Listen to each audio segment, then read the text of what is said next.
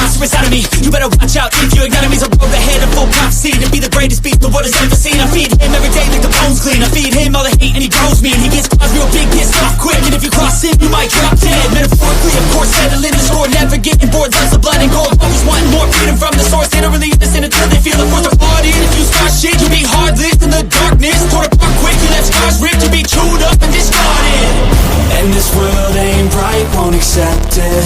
Negative energy, I expect it.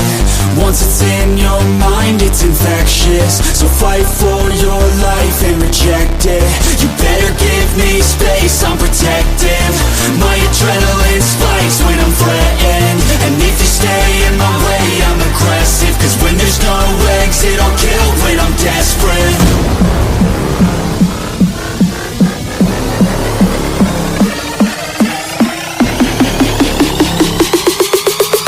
When there's no exit, I'll kill when I'm desperate.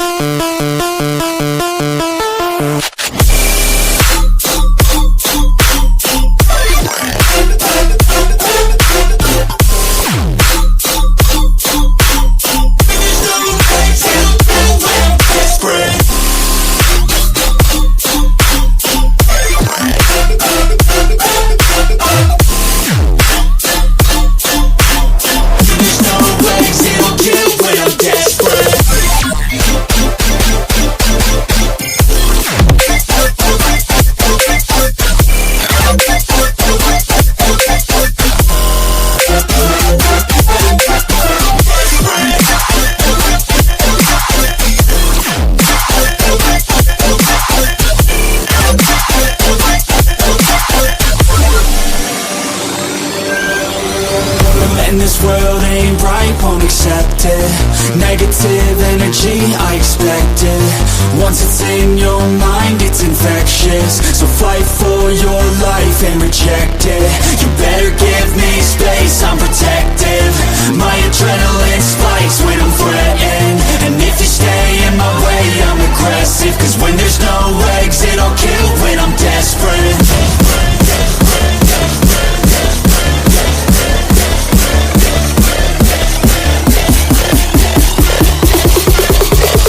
When there's no exit, I'll kill when I'm desperate.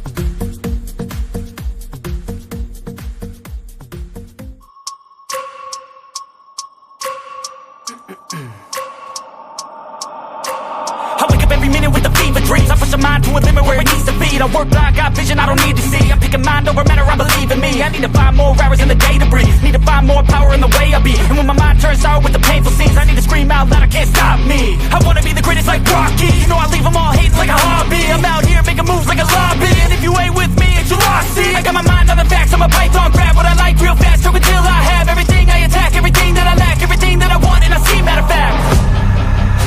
Cause I'm my own worst enemy. Only if I let it be. I can control anything if I can just think carefully. I control my destiny. Deep up in my mind I manifest it. Every morning I wake up obsessed, and everything I do the best. And deep within my mind, you know I'll always manifest it.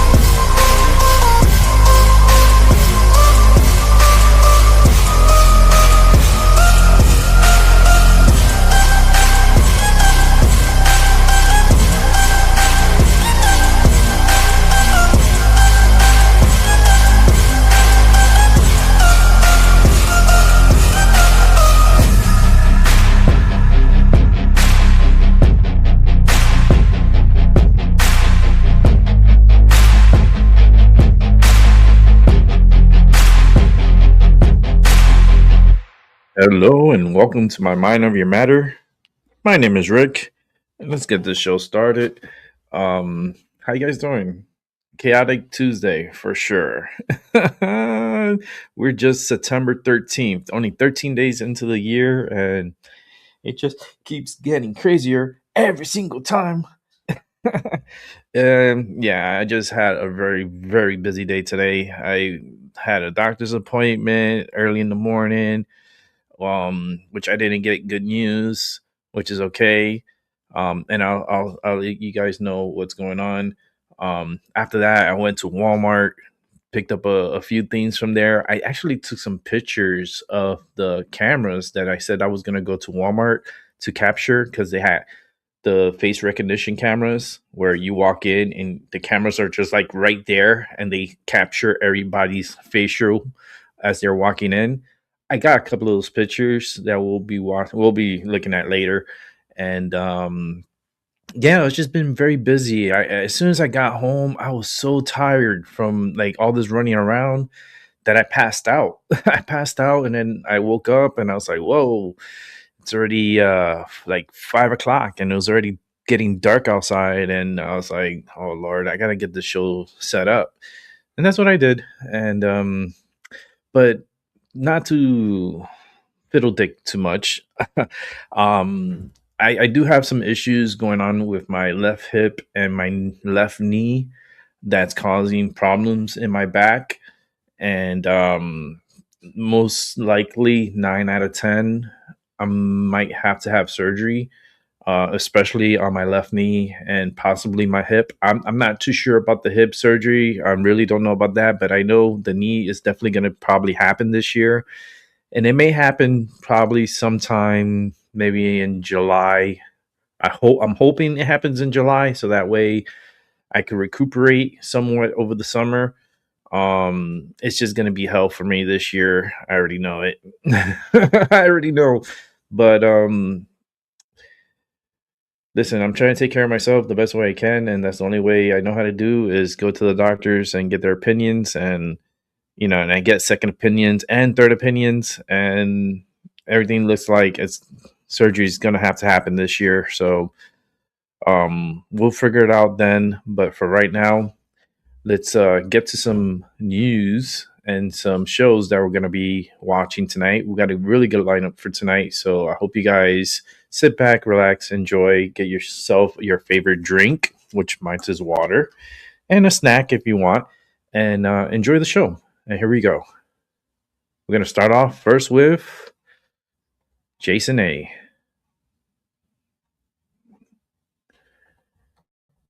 Elon Musk is accusing the UK government of being fascist after stepping up their threats to ban the social media site X that he owns over AI-generated sexualized images. There have been growing concerns about the tool known as Grok to create deep fake images of people, even children, without their consent. Well, Elon Musk took to X earlier this morning, attacking the UK government, saying they just want to suppress free. Billionaire Elon Musk has a full-blown crisis on his hands this morning. Multiple countries are moving to ban his AI tool Grok over concerns it's being used to create sexualized images. Live to you up correspondent Ben Downey in London. Ben, the chatbot's facing a global backlash. I tell you, it is. Malaysia and Indonesia are the first two nations to ban Grok for fear it's creating unconsensual, sexualised images of women and children. And here in the UK, the nation's communication watchdog Ofcom has just followed Australia's lead, launching an investigation into Elon Musk's X, saying there are deeply concerning reports of the chatbot being used to create and share explicit content. In addition... Okay, I got to stop this for a second because I got to intervene in this. I personally do use Grok, and I can speak for what's going on. Yes, it does generate explicit X-rated content on Grok, and it's just weird because there's a button on the tools that you could custom. You could let Grok custom the images, or you can make it spicy, and spicy it generates these X-rated images. And one time I pressed it, and then all of a sudden it was just showing me a naked lady and so forth. I was like, what the fuck is going on here? Another one did a dude too, like naked, and I'm like, wait a minute, what's happening here? That was on Grok, and I'm like, I didn't want to dabble in that because I used Grok for the show, for all these images that you see here. All this is generated by Grok. I just customize it, but a lot of these images are, I create the show images from Grok. And I could contest that it's very true that they do have a little section that says spicy, that they can make the images very adulterated. And it's not safe for children. And the fact that children do use this is very disturbing. So let's go back to Jason A and continue on with the show there.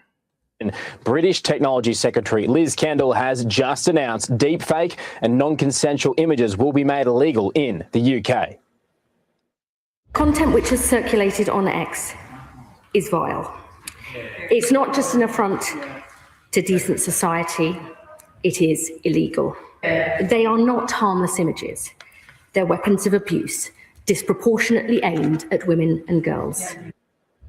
In response, Elon Musk hasn't taken this down. He has only put it behind a paywall, a move characterised by the British government as making these illegal images a premium service. If X is found guilty of generating such images, it faces a fine of up to 10% of its global revenue, as well as a court-ordered ban of the platform in Britain. That's crazy. Social media giant Meta has given an update on how it's been tracking since Australia kicked children under the age of 16 off its platforms. During this announcement, we heard Nigel Farage speak about the proposed social media ban for people under 16. Of course, we have that in effect here in Australia now. Conservative leader Kemi Badenoch has backed the ban, but Farage says the country should wait and see how things go here before making any decision. Here he is. I'm not very keen generally on banning things. My answer would be, let's see where Australia is in 6 months' time. Let's see whether this actually works. Now look, we have laws, of course, about what age you can start drinking. I mean, do those laws actually stop people drinking under 18? I'm not sure they do. I would say, let's see the Australian experiment. Let's see how it works, and then make our minds up. They will always find a way. It's gone on a purging spree. Morning, Tegan. It has indeed. 330,000 Instagram accounts are gone, 170,000 Facebook profiles wiped, and 40,000 accounts on Threads. It's been a month already since the Albanese government's world-first social media ban for under 16s. Meta has said in a new blog post that it has failed to increase safety and is concerned for vulnerable teens blocked from support groups online. Meta, along with other big social media platforms, want age verification to take place on app stores rather than them having to do it. Nick, this comes against the backdrop of Elon Musk warming up his relationship with President Trump after their famous falling out, which means the government's going to have to tread, presumably, quite carefully. Yeah, they are, but it is escalating, there's no doubt, into somewhat of a row. This is all about X's AI chatbot, Grok, which in the last few weeks has been used by some people to, and sometimes alter, in other cases, generate some explicit images of people, women and children in particular, without their consent.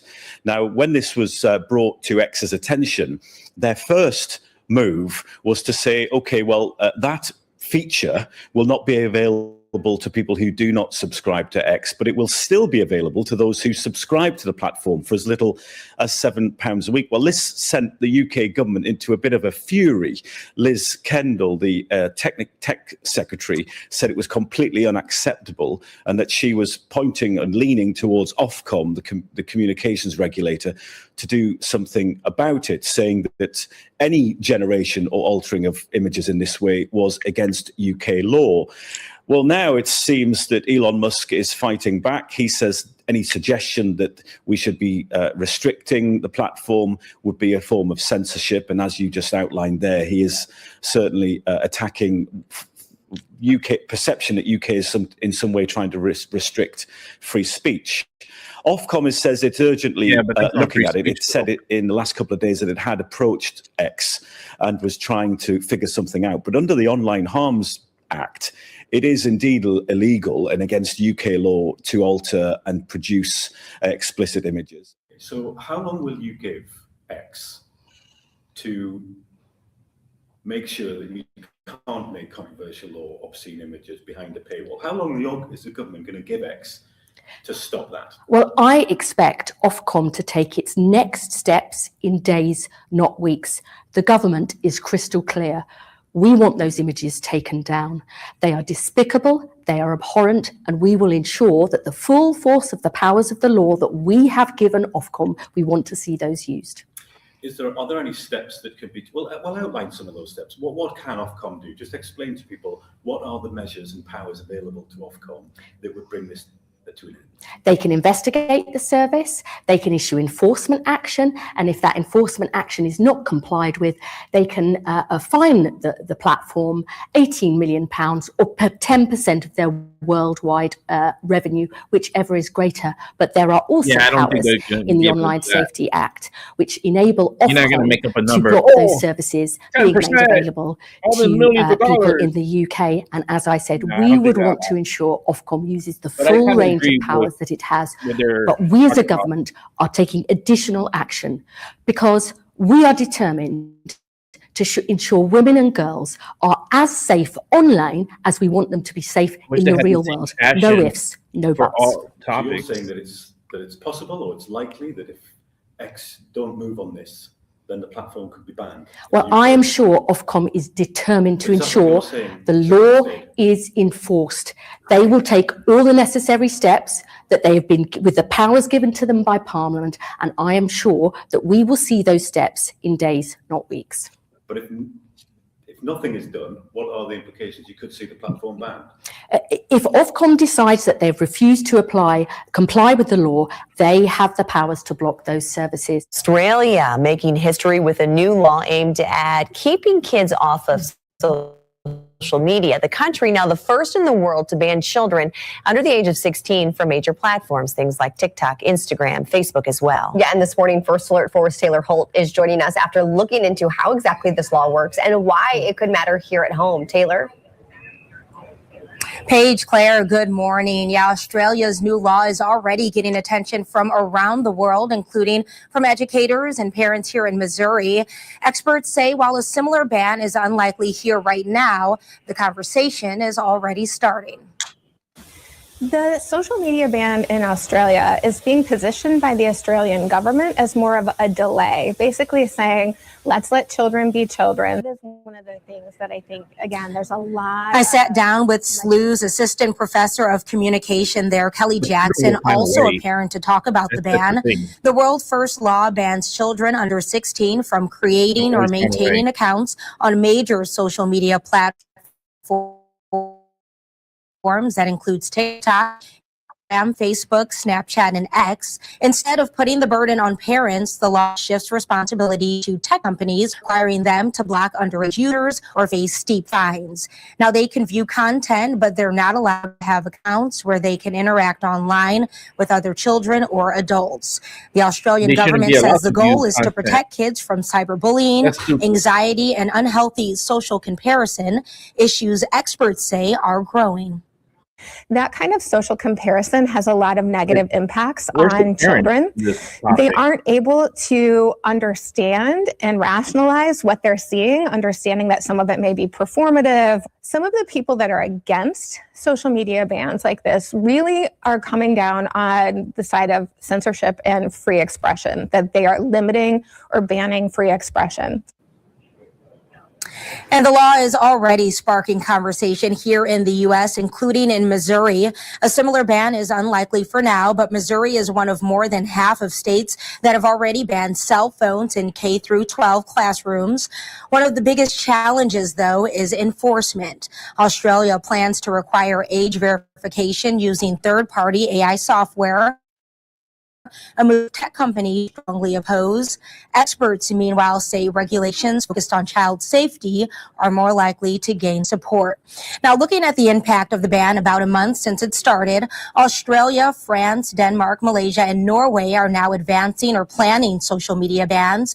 And in California, a state lawmaker says he's considering sponsoring legislation that would replicate Australia's social media ban for children under 16 with a regulatory oversight agency. You know that's not gonna work. So for now, California. Australia's law is being watched closely. Those are the worst kids. Those worst kids are between like 13 and 16. Are you kidding me? These kids are wild. They don't really they really don't care. Let me set this up here. Fix this here. Just doing a little housekeeping. All right, here we go. That's good. Yeah. You think these 13, 14, 15-year-olds are gonna be like not gonna watch and be in? They're the first thing once they're gonna break their law and watch whatever the fuck they want. They'll find a way. These kids are very smart. They will find a way, and you're not gonna stop them. You're just not. And you unleash the internet to the world, and now you want to censor like the world from watching. You can't have it both ways. You can't release something, the beast, to the world and that put the beast in a cage, because it's not going to work, because the beast is going to break out of that cage and it's going to be worse for everyone. It's not smart. That's for sure. All right, let's go ahead and continue on with some more news here. Set this up here. 1 sec. Gotta line it up. Here we go.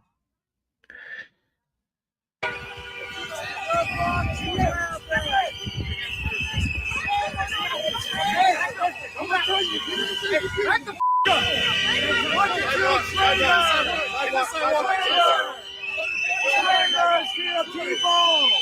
the hell?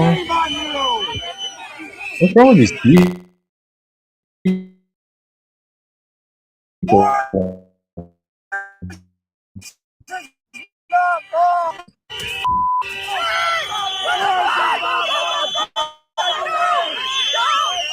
Yo, go.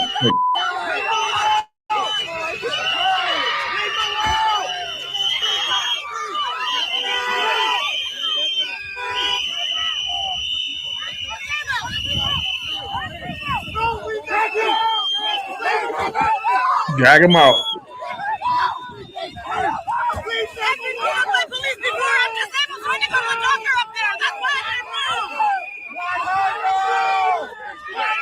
Cut the seatbelt. There you go. What is he on the talking? He's under arrest. And look at all these people. You see, this is the interference. You see all these people, the cameras, and all these people, the photography and stuff, and they're not the news, they're not media, they're not the press. They're just out there, like enticing everything that's going on. This is crazy, man.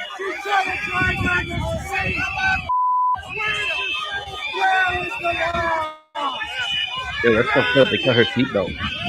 No, for replace that's not cheap. Yay, the federal agent's gonna take her car. Like, fuck you, bitch, I'm taking your shit. Here, let me throw your garbage in there. There's the guy with the red hair, of course. Yeah, I have red hair.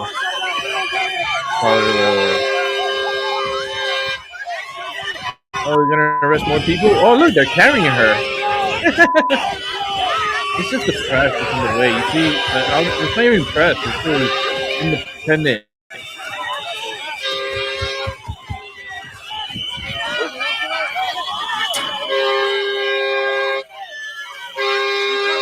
Why they're not open the door? That's one horrible officer whoever's in the car.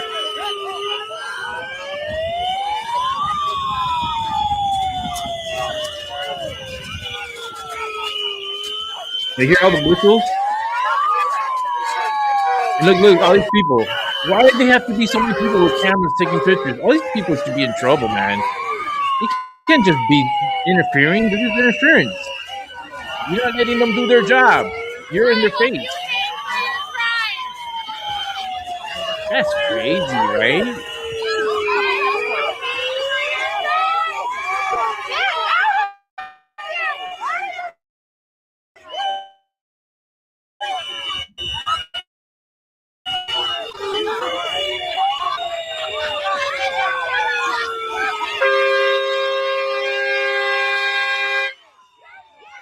Someone honking their horn. You got people with their whistles. They're running out of breath, so the whistles are not allowed as loud as they were. They're arresting more people. More people are on the ground being arrested.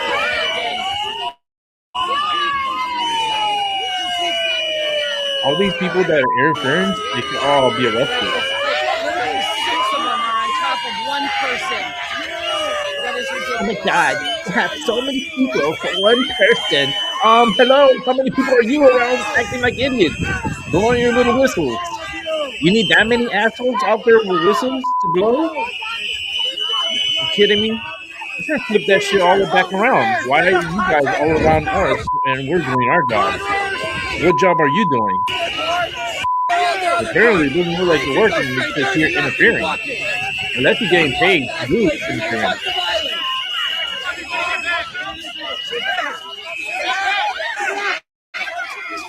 Another one bites the dust. Another one bites the dust. Another one bites the dust. We need to bring out the big paddy wagon. Hey! We caught one! We got one! We got one! We're gonna throw them in the car right now. Take your pictures all you want. Guess what? This one's going back home. Yeah, F you, F you. how do these people just coordinate? Like, these people don't live in this area, and how do these people get to here that fast? You know what I mean? So they're being tracked. ICE is being tracked. Now, what device, what app are they using to track ICE? Should be under investigation. All these people should be investigated. They should tap in all these cell phones, and on the cell phones, they should be sent a message that your phone has been tapped, and you will be receiving a phone call within the next 24 hours for you to show up to court at a certain time for your interference.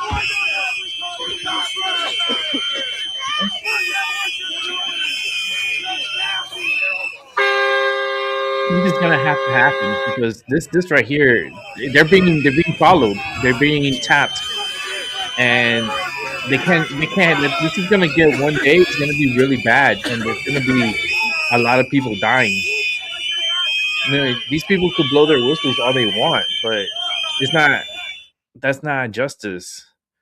Blow your whistles. Blow your whistles. Let me see what else we got here. Oh, this one I'm gonna have to mute the music because I know there's music on here. These motherfuckers with their music, but I guess they're dancing. There's a giraffe over here. I guess they're like animals or something here dancing. I guess this one's the frog. Let's check this out real quick. Oh yeah. Definitely gonna have to cut the music. But you can see, look. We're not the radical Antifa left. This is Coachella. Look. What is this? Look. With the frog and whatever this guy's doing. What is he doing? Oh, shit. Power march. What are we doing here?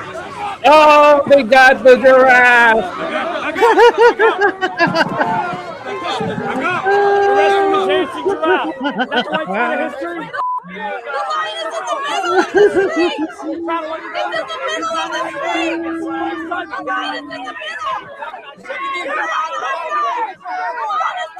Yeah, it was wild.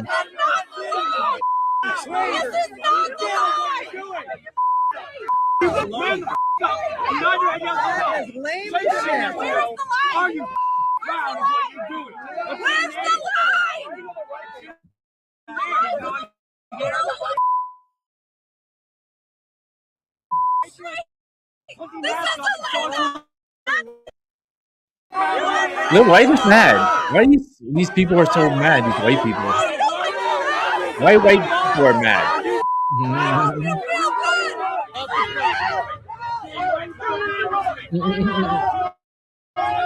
I don't know what's going on here. I'm confused. He was just using his First Amendment. Are you actually Listen, you can't abuse your First Amendment. You know what I mean? You can use it, don't abuse it. And what you guys are doing is abusing it, and this is what you get. This is what you get, y'all. Get shot with pepper spray. Look at this one. Woo, spray his face. Now he looks like an orange man. Yeah. Damn, they hit him right in the damn face. They're gonna get him again. They're gonna get him again. They're gonna get him again. They're gonna get him. Oh, they shot him. Oh, they shot him in the belly. They shot him in the belly. They got Pittsburgh Doughboy. They got Pittsburgh Doughboy. Oh my God, they got Pittsburgh Doughboy. Please. I need more. Hold on. Let's bring out some more because we need more. We're trying to get status. We got Honduran here. We're trying to get status. Break the window. On 1, 2. I'm gonna break it. Open the door. Break that window. Last warning. Yay! Yay! So what are you doing? No, grab his ass. Grab that little illegal. He knows what he's reaching for. Yo! Ice, baby. Yes! Oh, here come the cameras. First of all, this might even be there. We got back off. But you're gonna see all the cameras are gonna come out of nowhere. Like Texas plate. What is he doing in there? Are they playing tug of war? Yes, they're playing tug of war. Have you ever played tug of war with a illegal immigrant? You grab one by the feet and then you grab by the hands and you just pull. And then you see who wins. Right now it looks like the hands are winning. Back up, back up. Come on.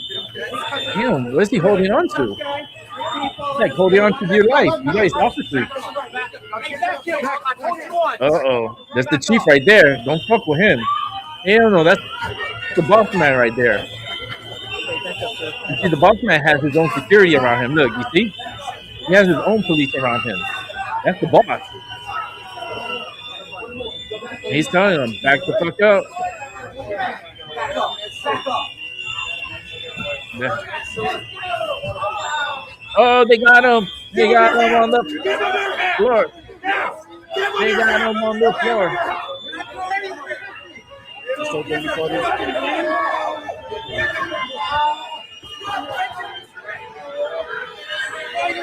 He's the only one allowed to be there. He's part of the mission. So he's recording everything. Yes! Give me a fucking hand, motherfucker. Get that motherfucker. Give me a bit of hand. Give me his hands.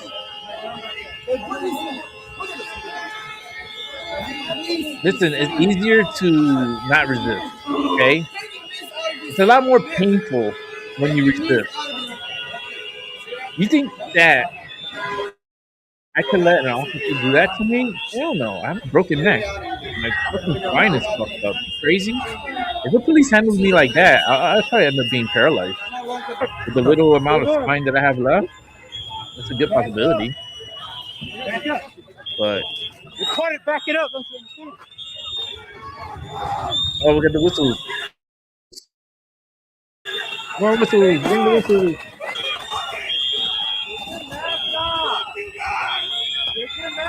Why Americans are like, fuck you guys. Fuck you. The Chewbacca over there? The Chewbacca, you want your people back? Well, you're going to have to get out of here too. Chewbacca is going to go after you next. You're an illegal alien. Look, he's still fighting. Look. He's still fighting. Yo, shut that door and that's it. You're going inside. You don't want to leave. You don't want to go back to his thing. What happens when you come illegally and then you think that you can do whatever you want? That's not gonna happen. Oh shit. Oh shit. Did he get out of the car? Stay back. Stay back. Look, it's a different person. Stay back. What did he do? Hey, stay back. Do not put your vehicle in here. It's a different person. Look. I'm not resisting. I'm not resisting. I'm not resisting, but you're resisting. I'm not resisting. I'm not resisting. I'm not resisting. Nobody I'm not did. resisting. I'm not resisting. Coward. I'm not resisting. I'm not resisting. I'm not resisting. I'm not resisting. Leave me alone. Leave him alone. My girlfriend's right behind you. You got some phone number. My girlfriend behind me. Look, you ain't. I'm going to Victor 3. That's what they said. Victor 3. There's your dream. Now your dream is to go back home to whatever country you came from. So if it's Venezuela, you're going back to Venezuela. If you're Colombian, you're going back to Colombia. Oh, why you use that language, lady? You know Jesus is listening to you? We think Jesus is listening to you. You have foul mouth. Who's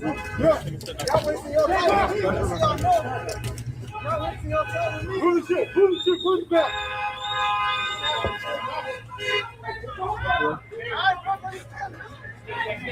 Sorry? I'm sorry, I cannot hear you. We need more paddy wagons. Fuck these SUV shit. You know what I mean? Paddy wagons. Oh, you're right back. Little vehicles, SUVs, that shit ain't gonna work. that operation is doomed to fail. So let's see more. I want to see more. Hey, we got another one. This guy. He looks like illegal for sure. Are you ready to flip and slide? 'Cause that's ice. It's ice. Ready to slide. Right on out. Oh, here comes here comes the people fighting. Look. Oh my god. What the fuck is going on here? Basically, the kid is like, what the fuck is these people doing? Yo, start arresting. That's all you gotta do. Interference, you get arrested. Look at this guy. What is he doing? The one with the jean jacket. Yo, they're gonna arrest the one with the jean jacket. Look, the jean jacket. Police should be allowed to punch people in the face. You know that? They should be allowed, because that's less lethal, right? You punch them in the face and tell them to get the fuck out. Or get knocked the fuck out. Oh look, another illegal. they're not even protecting the illegal. The illegals are like, what the fuck's going on here? Oh, that's just ice right there, so they're slipping and sliding. You got arrested. Damn, you see, that's slippery conditions, man. That's all ice. People are sliding and fighting and trying to get that picture. I don't know why. Oh, someone is blowing their whistle. Please get out of her home. We're not in your home, bitch. We're in our country. We share this country. Oh, there's the guy here. He's slipping and sliding. He's doing the cha-cha here. He's doing the electric slide. We're doing the electric slide, everyone. Oh, man, I want to see if I can see more. I want to see the electric slide. All right, we got some more here. Let's see. What's this? Oh, someone got sprayed in the face. Oh, you got sprayed in the face, bitch. You bitch. Get the back.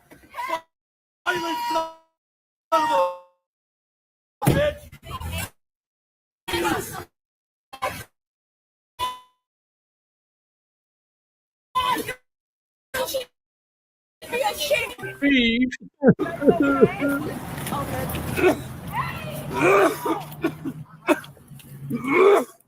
Fucking call 911. Call 911 for what? What are you gonna tell them? I'm here interfering and ice pepper spray my ass? That doesn't sound smart. And this vehicle doesn't want to move. You have a warrant? I'm a daytime on the call. I'm not a lawyer, but I want to see the warrant. It's my business. None of your business. What the fuck do you want to see a warrant for? Stupid. These liberals are so stupid. You know why? Because they look so dumb during the aftermath. Look how stupid they look. Oh, just spray my eyes. My eyes. Yeah, would you want to watch? It's okay. You're gonna do it again in a few hours. Stupid.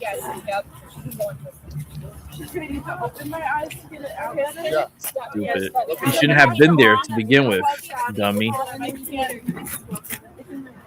Oh, so we have to attend to her. We gotta fix her. It's her eyes. All right, y'all, I'm stopping the live.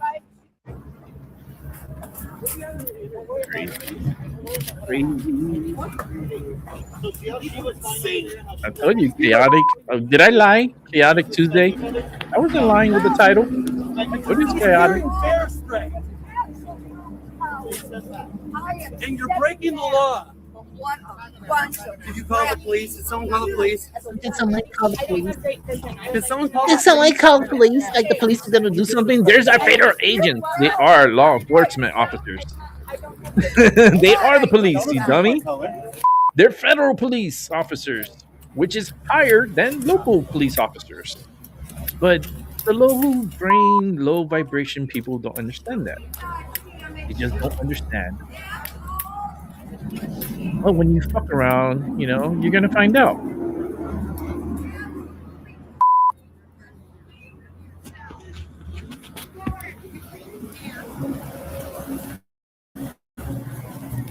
Man, I wish I was an ICE agent. Oh my God, I wish I was an ICE agent. If I would have been 25 years younger, oh my God, I would have had a field day. I would have been the best agent. Masks on. No, they wouldn't. I would have sprayed all these fuckers in their faces. And I would have sprayed them with water. I say, listen, that's lethal. Just spray water at them. They'll get hyperthermia. Yeah, they get hyperthermia or frostbite, whichever of the two.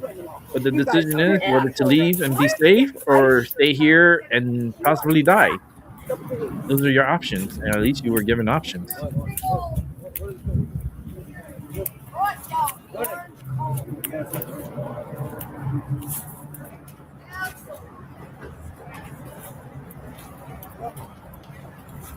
And I hope everyone is having a beautiful Tuesday evening, or whenever you're watching. I hope you're having a good time. Hope life is going good for you. We're just watching ICE do their job and people harassing.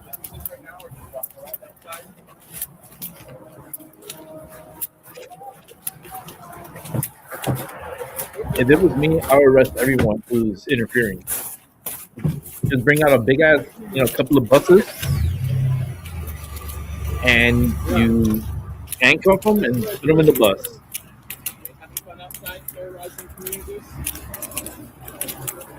Put them in the bus, fill up the bus, and take them to jail. Take them to federal jail, not regular local jail. No.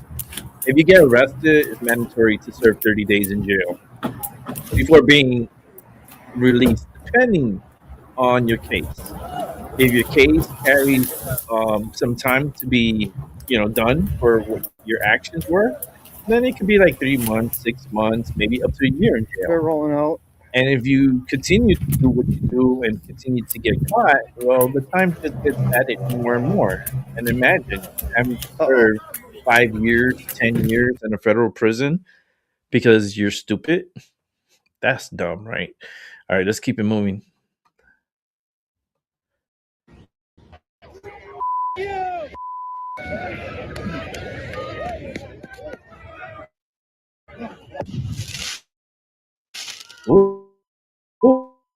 Oh shit. Another wild scene out of anti-ICE protesters shooting fireworks. throwing fireworks at federal agents in Minneapolis last night.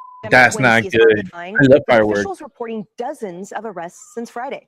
The cities and state filed a lawsuit against the Trump administration yesterday, calling the recent surge of immigration agents a federal invasion. That's the problem. Shortly Minnesota, after, Chicago their and leaders. Illinois announced they filed They're the a similar problem. suit.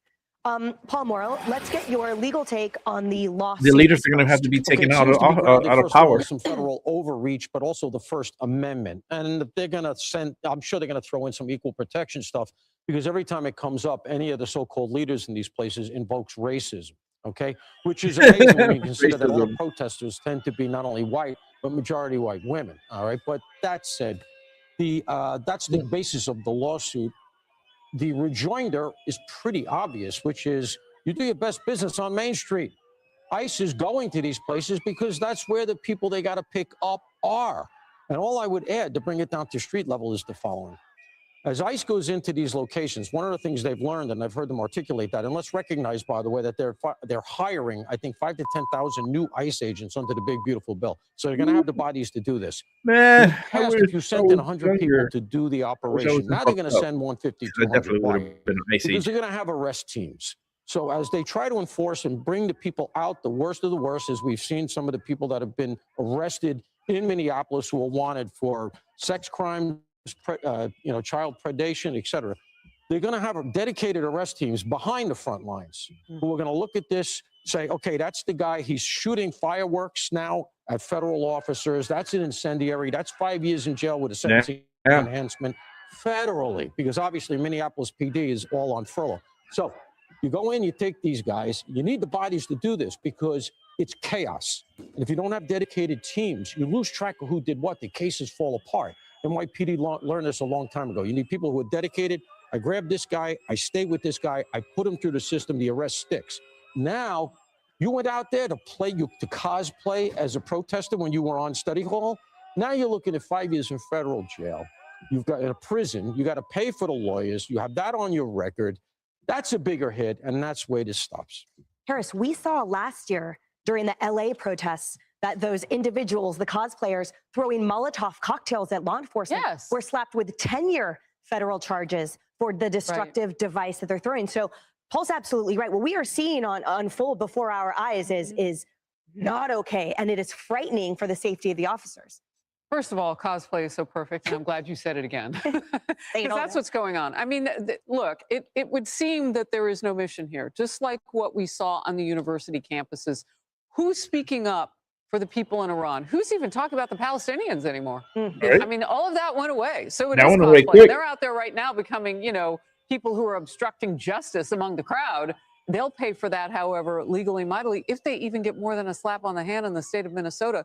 Because I'm getting the feeling that Governor Walz, for as long as he sits in that seat, and some reports are it won't be much longer, and then you've got Illinois Governor J.B. Pritzker, they want to be the fly in the ointment to kind of slow the government down. They can't stop the feds, but the feds go in, they do a two-tier job of, you know, isolating and extracting the worst of the worst, and then you've that second floor, which you just described. I hadn't heard that. The arrest teams that will come in and get buildings. So you can slow down the process, but you can't stop it. So yeah, they're just playing a role right now, and they're being tooled to death. I mean, they're just paid. They're incentivized online, more clicks, more love from the algorithms. I mean, think about it, people. This goes on your professional and your personal resume for the rest of your life.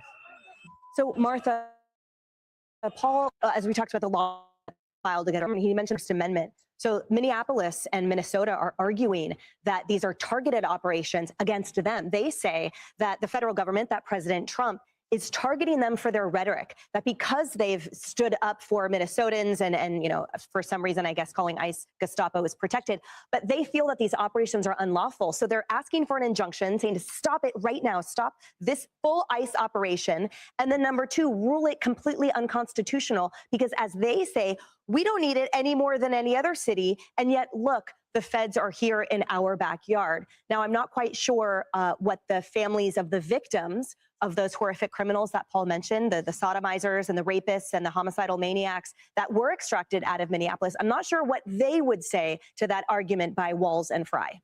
Well, you would have to compare whether there's equal treatment in other cities where you're not hearing those sorts of things and how those operations are going. When they have cooperation from local law enforcement, it's a very different picture. So you would have to prove that they're being treated differently than those places where the model is working a bit better. And it does remind me back to the George Floyd days when police activity was so suppressed in Minneapolis, where the police officers abandoned the 3rd precinct in the middle of the night and drove away. The people who were hurt the most, and we went out there and talked to people on the ground there and in neighborhoods where they were saying, we need police. We need the police. Yeah. And they are not the characterization of the people that you said are protesting. These are people who felt that their streets were unsafe. They had drive-by shootings. They had more gang activity in some of these neighborhoods because the police were hanging back. And that is what makes it a very unsafe situation. So, and I'm also struck by, you know, you see protesters out on the streets in New York. The signs change like every 3 weeks, right? Oh, yeah. So now it's this poor woman who lost her life, Renee Good. And you're right. Where are the Palestinian signs? I guess they're in the storage closet. Well, they turned them over and wrote on the other side. Yeah, even if they did that much independently, I would be impressed. Here's your new sign, right? Yeah, it's unbelievable. They're printing the America out of Iran ones right now. You're right.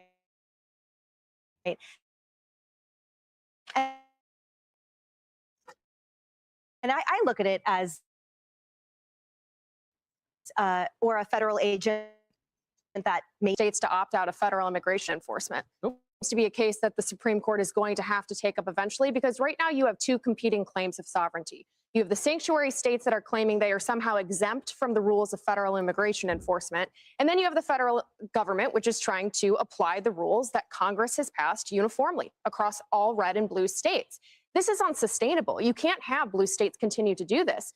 And more to the point, you can't have the left believe that they can nullify the results of an election, a presidential election in which the mandate of the people was clear. They voted for stricter immigration enforcement. And right now, the left thinks that they can nullify that through continued violence against ICE and against Border Patrol and the other agencies that are specifically designed for preserving American sovereignty and identity. That's a huge problem, and it's going to be more than just a legal question. It's really a cultural one as well. Hey everyone, I'm Emily Campagno. Catch me and my co-hosts Harris Faulkner and Kaylee McEnany on Outnumbered every weekday at 12 p.m. Not letting me Eastern, open or set your here. DVR. Okay, Also, Emily. don't Relax, Emily. Relax. Let's keep it moving because the computer's acting a little. I guess we're getting too deep into what's going on because everything's acting a little weird here on my side. Let's see. Let me just bring it back to me here while I fix this. How's everyone doing? How you guys doing tonight? I am doing good. I am working my tail off right now, trying to get these videos lined up and ready to go.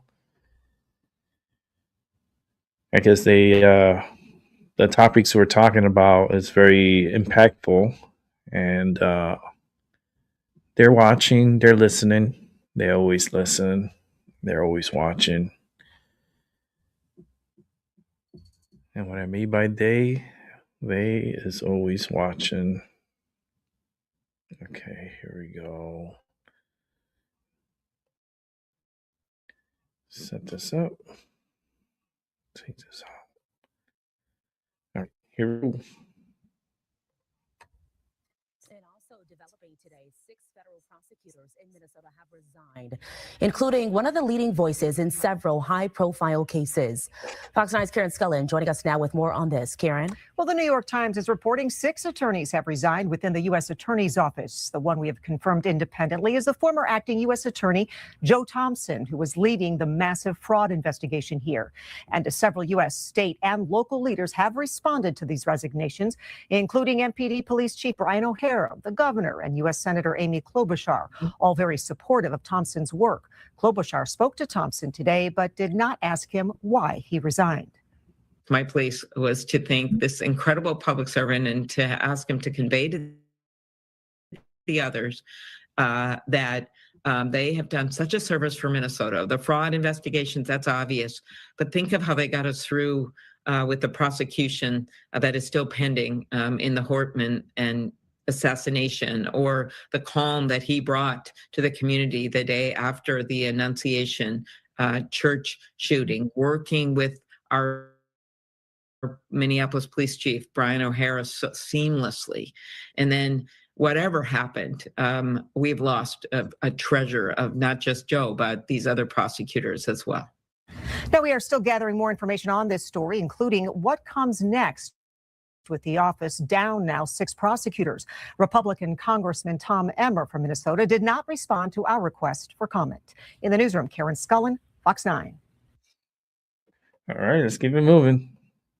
Earlier today, federal immigration officials detained an employee of the New York City Council. This morning, this employee went in for a routine court appearance in Bethpage, Long Island.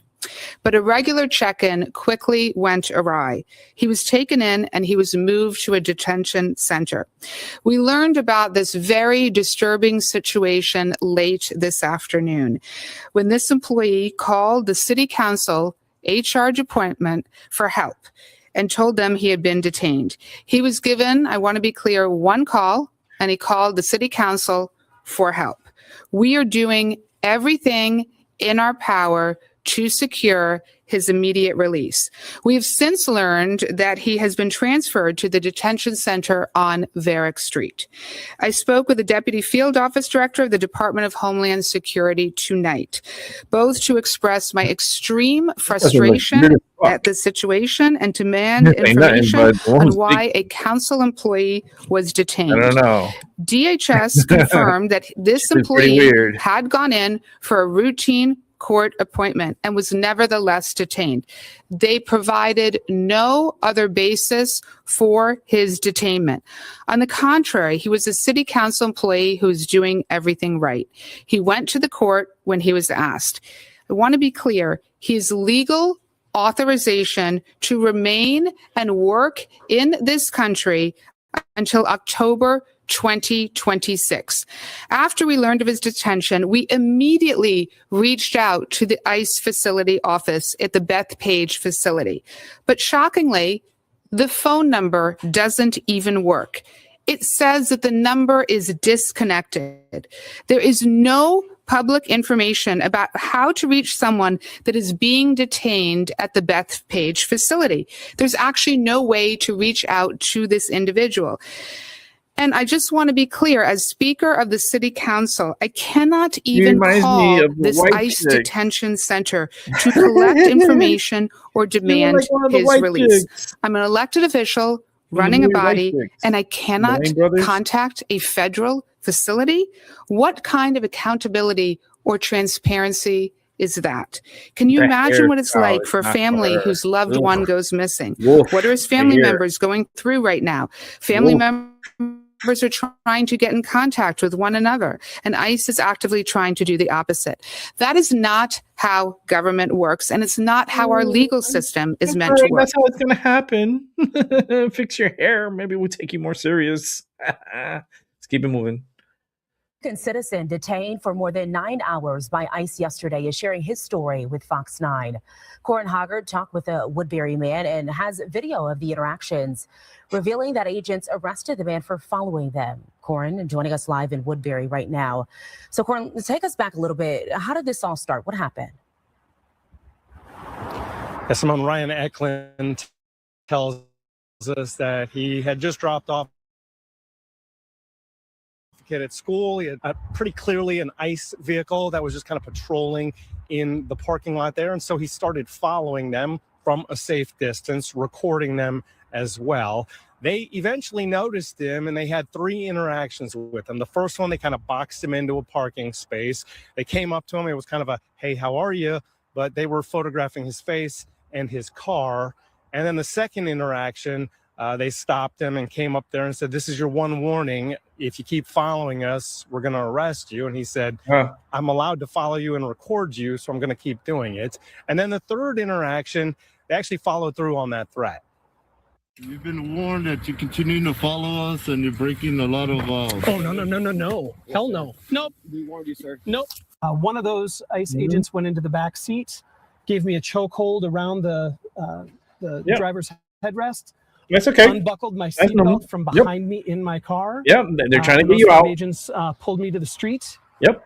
Put me in cuffs and put me in an unmarked van. And And they did their job. Okay, Corin, so then what happened from there? They did their job. Well, Simone, first off, you might have noticed in that soundbite there that he's got a scuffed up face. That's his He's problem. got a black eye, and he says that all happened right here in Woodbury at this location when the ICE agents forced him to the ground and kind of moved him around with their knees. If he was resisting, from there, he went over to Whipple, where he was detained for a little over 9 hours. He said, I need a violin. Kept in a cell that was when I hear people like this for talk, male American citizens. I'll play When the he was violin. first there, he was all alone. But by the end of the night, I there were gotta raise several some more money. folks like him in that For the detention show. cell. It says at a certain point, a Gotta raise couple some hours money to in, buy he a told them that he violin. wanted to make a phone call, that it was his right to make. They allowed him to do that, so he called So his when wife. these people start he got speaking, an attorney, I'll start and they playing. believe that's the reason he was And I'm actually trying to learn how to released play. last night, although take it it still serious. took another 6 or 7 hours before he was released. But they believe it was because that attorney talked to some folks and was like, this is an unlawful detainment. And eventually they allowed him to leave without any charges, which means they didn't actually arrest him. They only detained him. And since you just said unlawful detainment there, Corin, people might have That's this not sort of unlawful. policy question. Are people That's legally not allowed unlawful. to He's follow impeding ICE in their agents? operations. That was the third warning, Yes, and they well, intervened. ICE will tell you that they're not. In fact, they were in court today here in Minnesota arguing that following them is illegal. The people who follow them are typically summoning other people to come and interfere with their duties, and that's why they believe it should be illegal. It is Constitutional illegal. scholars, I talked to a couple, said that's absolutely wrong. Following and recording are constitutionally protected activities. No, it's But not. the judge here No, it's not hasn't ruled protected. yet. A judge has First of ruled, all, a there was federal no district court cameras judge back has in the ruled that day, ICE so how is previously that at in the least Constitution? had an unconstitutional Did they have policy that cameras? Did it's they have illegal to cell record phones them, that it's when actually they signed the unlawful Constitution? civil unrest I to want to see record it. them, and that it's a threat to Because I officers read the record them. Constitution. The judge found There's that nothing is about cell phones in it. unconstitutional. We did reach out to ICE, tried Or to ask them recording about this anybody in incident it. that happened right So here, I don't know what they're as talking well as about. their policies on following and recording, but they have not But they gotten do back talk to about us. the Second All right, Amendment. we'll continue to ask all the questions. Corin Hoggard reporting live tonight in Woodbury. Thank you, Corin. We will. All right, that's wild. These people are just. It just keeps getting crazier every single time we watch. So let's keep on watching because now we got a Whoopi claim. Host of The View, Whoopi Goldberg, having a walk back comments where she suggested that ICE agents are criminals. Watch. This is the thing. You said you were going after the bad guys. Yes. That's what you said, the violent criminals. That's and right. what does it turn out? The violent criminals seem to be in the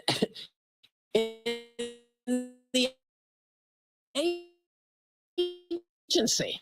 Before folks gather, oh, she was using ICE criminals. That's not what I'm doing. Joining us now is senior writer for the Washington Examiner and Fox News contributor Joe Concha.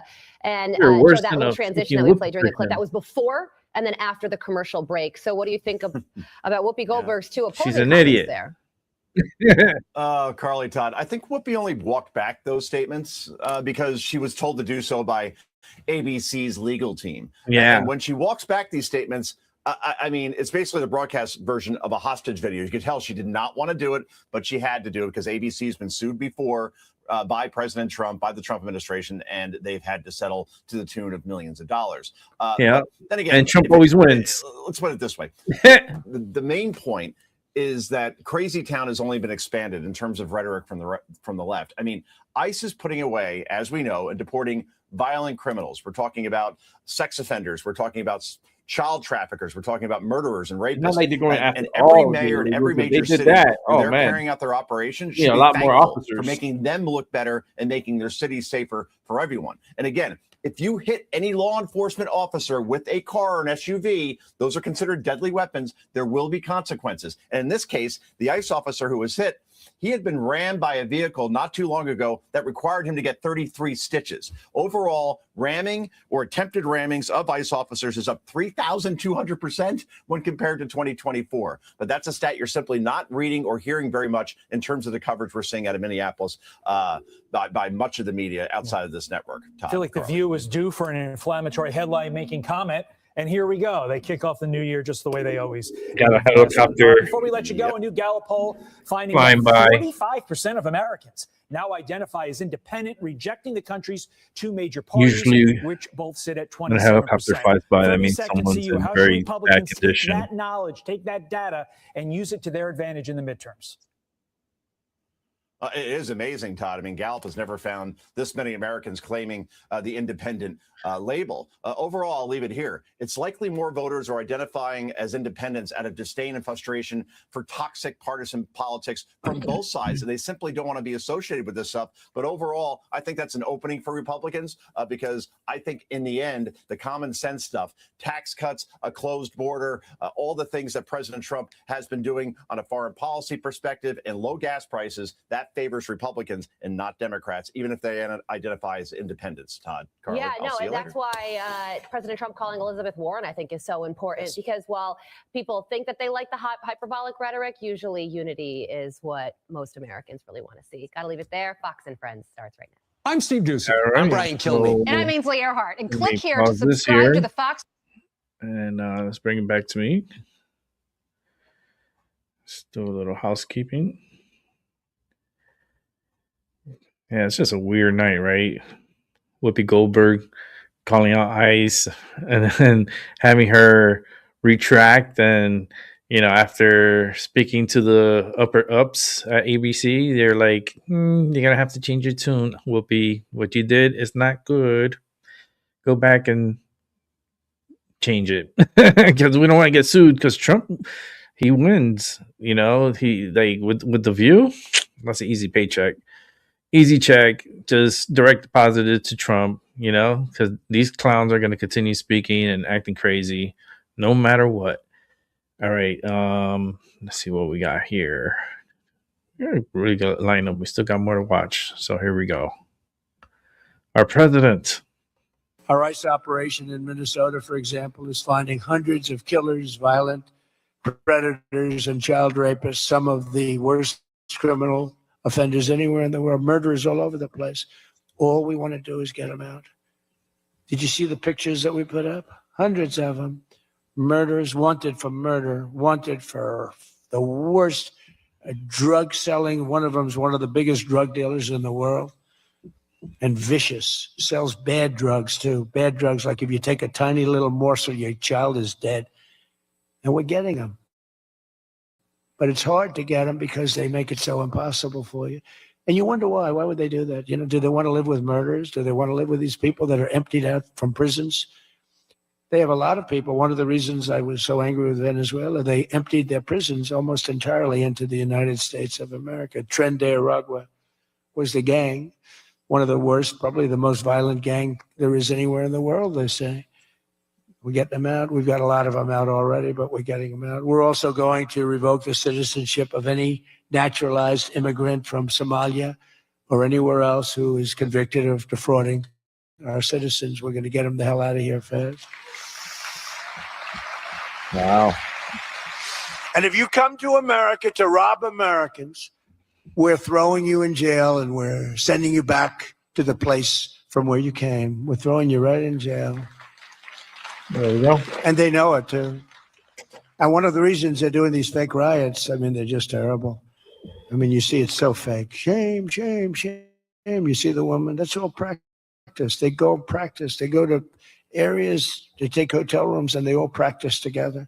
It's a whole scam. We're finding out who's funding all this stuff too. We pretty much know. But in conclusion, as we liberate our country from this cultural scourge and the plague of corruption and fraud, we'll rediscover the natural energy and native spirit that truly makes America great again. All right, let's keep it moving. And good evening. We start tonight with the Trump administration's decision today to end temporary protected status for Somalis who are living here in America. Now, it's significant here locally because Western New York has been welcoming Somalis fleeing civil war, famine, and other crises since 2003. Many now calling our region home as U.S. citizens. The State Department says TPS was always supposed to be temporary, and too often it becomes permanent. That's why this protection will end for Somalis on March 17th. Oh, damn. On both sides of today's decision. 7 News reporter Althea There you go. Castro-De-La now with reaction. Find out. Michael, yes, I spoke with a Somali man who came to this country in 2007 for a better life, as he reflects on this decision and how it may impact his community here in Western New York. Mustafa Abdu moved to the U.S. 18 years ago as a refugee from Syria after his family fled Somalia during the Civil War when he was 7 years old. But it was very sad to leave your country, but there was no option beside you have to leave and escape for the safety for your family. Today, Mustafa is a proud U.S. citizen and says coming to America gave him a chance at a better life. For us, when we come to here as a refugees or any different status, we have one goal is to have a better life and to contribute in the society. And Mustafa tells me he knows many Somali immigrants feel the same way, but that could soon change for those living under temporary protected status as the Trump administration moves to end the program in 2 months. Very sad to hear this news that came today, and it will be effective soon. This is gonna put a lot of pressure on a lot of people, specifically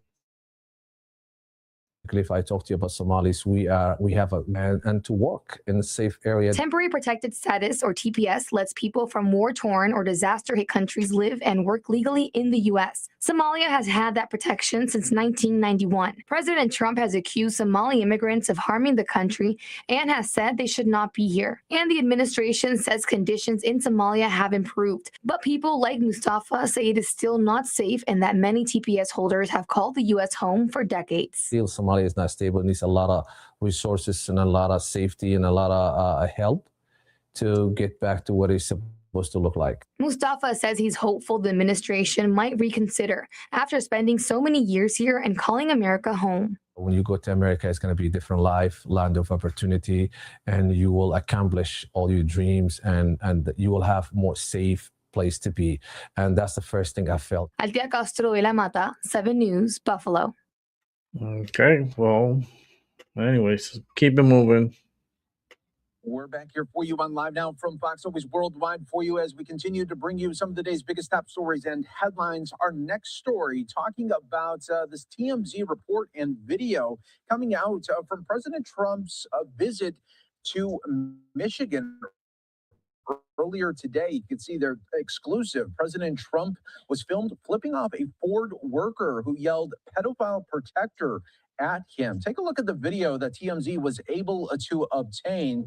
And you can see the moment where President Trump is hearing the shouting of this person that is screaming at him. But then you can see maybe what the president is doing. And TMZ reporting that he is telling that person with the sign language, there it is right there with the middle finger going against that worker that was inside of the Ford plant there.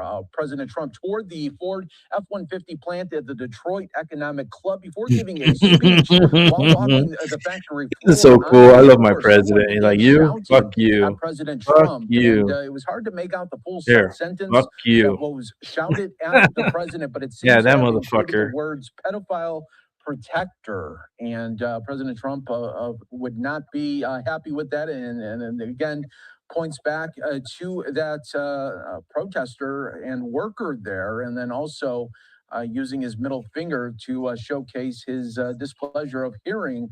Damn, he did it even for the sign language people. That's why I love Trump. He's so versatile. In this viral video, Stephen Chung, the White House communications director, says to TMZ, a lunatic was wildly screaming expletives in a complete fit of rage, and the president gave an appropriate and unambiguous response. So that is the White House response there from this moment happening earlier today in Detroit. As President I'm pretty Trump sure they're going to going reprimand back that person. against that Ford worker inside the plant. All right, everyone, we will take another 2-minute break here That's on Live crazy. Now from Fox. We will be back with much more in moments. Hey, you know, there's just been a lot more crazy fucking news every day that we've been following.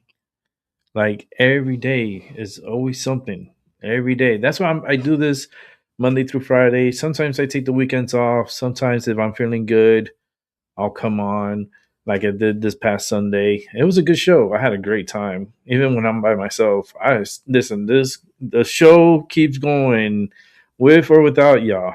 The one who watches, thank you very much. I truly appreciate it.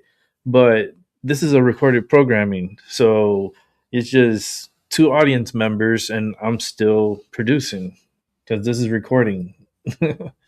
But it's been some wild news lately, and the energy has been very weird. So weird. What the hell? Let's look at this next video. What the hell? What's this? A Waymo on a light rail track. Oh, what? A scary situation Oh for my a Waymo God. passenger this week. After a Waymo car was caught on camera It's actually driving big. down light rail tracks. Here comes a train. The video Oh, taken by a no. bystander near Central and Southern Avenue shows the moment the autonomous car stops on the tracks Yeah, but I just think they can stop before an train. oncoming light rail. Oh my God! Get out, get out. Car. The passenger to run out of the vehicle Oh my before the car God. continues to drive down the tracks near another train. I actually felt a little sorry for the car. It had obviously sort of made my a God. bad decision and got itself into a Ooh, difficult if I was the place. passenger, Andrew I'll be Maynard, suing an Waymo. emerging and transformative technology professor at ASU, I will says sue while him these because situations that's are pretty rare, scared the they fuck do out of me. happen. This was is a life and exactly death one of those situation, could've edge been. cases, we call them. Something unexpected where the machine drove like a machine rather than a person. These autonomous vehicles are equipped with 29 cameras and update their routes and systems weekly. But in the area where the incident happened, there was construction and the light rail was added to the spot within the last year, which Maynard says could have contributed to the rail track detour. I think Waymo have a challenge because no matter what they do with their system, there are always going to be unexpected circumstances where they have to learn from them. While incidents like this may draw skepticism about how safe these cars are, Maynard says he believes they're likely safer than your typical human driver. These cars in many circumstances are safer than human drivers because they don't have all the distractions that a human driver does. Oh, that's bullshit. You need to give the fucking jobs back to the humans. Fuck this fucking computer shit that's gonna be putting my life in danger. I don't know what the fuck this motherfucker's driving in the middle of fucking the tracks, and I'm like scared as fuck already. Those motherfuckers, they're crazy. It's crazy. I'm sorry, but it's just straight up crazy. Oh boy. It's just one thing after another. All right, let's see what we got here next. All right, Jason A. So let's set that up and let's watch. But if he can pull this off, we're looking at a new world order. Yeah, I mean, another conspiracy theory that has started coming true. I mean, we saw this announcement in September. It took everybody by surprise. The World Economic Forum had been pushing digital IDs, the United Nations, the European Union, Britain. Of course, the really terrifying example is China, which uses digital IDs and a social credit score to control speech and to control what people think and say online. I wish to thank the sponsors for inviting me. I don't often get invited. This was an important debate. I had planned another closing message, but I feel compelled to say what I'm about to say. Now, I risk sounding like a conspiracy theorist, but it's no longer a theory. What I'm about to say is fact. The secret organizations of the world power elite are no longer secret. They have planned and are now leading us into a one-world communist government. The combining of national governments started with the European Union. That union started with trade agreements, then a common currency, the euro, and now a European Parliament that is feverishly passing laws that override the laws of the member nations. A constitution was drafted but rejected by a few of those nations, but never mind. They implemented it anyway. Now it's North America's turn. Building on the North American Free Trade Agreement, the NAFTA section of the Commerce Department is busy drafting laws and regulations for a North American Union, a union of Canada, America, and Mexico. The president has attended secret meetings and signed at least 2 agreements under the Security and Prosperity Partnership Program. Information leaked out about the meetings, and now it is all in the open. No treaty has been signed, so Congress has not become involved. However, money from our treasury is now being spent for this effort. We will have a new currency, the Amero, and a new constitution modeled on the Soviet Union's constitution. Our rights will not be inalienable, but they will be granted by government who can also take them away. One sign that this is our future is the plans for the superhighways from southern Mexico through America and into Canada. These plans are not secret any longer. Huge amounts of property will be taken in the name of free trade, peace, and security. You will have a national ID card with a radio frequency chip in it. That's already law in America and will be implemented by May 2000. this man voted for it. You will not be able to move about freely. This is terrorism of the most worst kind, brought on you by our own government. The strongest, freest nation in the history of mankind will be averaged into world communism. Is that what you want? Are we the people still in control of this nation? We must begin to act like we are. Thank you. Stan Jones. On that, Conrad Burns, 3 minutes. Sure glad you got such a rosy outlook on our future for our kids. Do you see any of the little alerts about the new iPhone update? Guess what? It's going to let you add your passport to your Apple Wallet. It creates something called a digital ID that you can use whenever you need to show ID, including at the airport, to get on domestic flights, for a lot of things. And it sounds super nifty and so convenient. Everything in one place. Well, if you think that, you must have more trust in big tech safeguarding your privacy than I do. But at least here in the United States, this idea of a digital ID is optional, at least for now. But in the UK, it looks like the digital ID will soon be mandatory, at least if you want to work. This government will make a new free of charge digital ID mandatory for the right to work by the end of this Parliament. Let me spell that out. You will not be able to work in the United Kingdom if you do not have digital ID. It's as simple as that. Well, it's not simple. And you notice it's at the Global Progress meeting. Well, it's not simple. And it's being pushed by people in high places and with big tech connections, like former PM Tony Blair. I'm going to pause for a moment, guys, if that's all right, because we've got some other breaking news tonight, and this is from Westminster involving the UK government and their plans for digital ID cards. John Craig, our chief political correspondent, is with us. John, I remember not that long ago, sat on this very chair announcing that the government are going to bring in digital ID cards, mandatory for all workers. Has this now been ditched? Looks like it. It was September. The Prime Minister made a big speech at a conference of progressives, and where he talked tough in that speech. There, he said that you will not be able to work in the UK if you don't have a digital ID. It's as simple as that. The scheme would make it tougher to work illegally in this country, making our borders more secure. We've always been clear. Details on the digital ID scheme will be set out following a full public consultation, which will be launched shortly. Well, not sure the Prime Minister was talking about that last September. And the government still says digital ID would make everyday lives easier for people in public sector, a more personal. The NHS in the UK has an incredible amount of population data, but it's fragmented. It's not easily accessible by these AI models.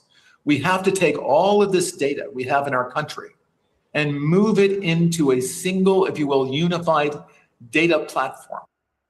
A unified data platform. Well, what could possibly go wrong with that? It's quite terrifying. And when you just listen to what the advocates for digital IDs say, it's terrifying. And, you know, Laura, one thing I learned from this last round of investigations is that this is a huge cybersecurity threat. The idea that, I mean, imagine if you get hacked in one of the many websites that you log into. Imagine everything suddenly being hacked because it's all centralized in a single place. That cybersecurity threat alone ought to be enough to kill the digital ID. But again, this is potentially digital totalitarianism. Well, remember China hacked into, I think it was Office of Personnel Management, and got, untold numbers of government workers' records, their home addresses, phone numbers, Social Security. I mean, that's the U.S. government. Like, we're supposed to be the most secure system around. So that's an issue. But, the argument also... Go ahead. Yeah. Oh, no, I was going to say hacks happen all the time. I mean, there's huge hacks. Governments get hacked. At the World Economic Forum back in January, push for this. I think we have the soundbite. I propose putting an end to anonymity on social media. Citizens have the right to privacy, not to anonymity or impunity. We must push forward the principle of pseudonymity as the functioning element of social media, and force all these platforms to link every user account to an European digital identity wallet.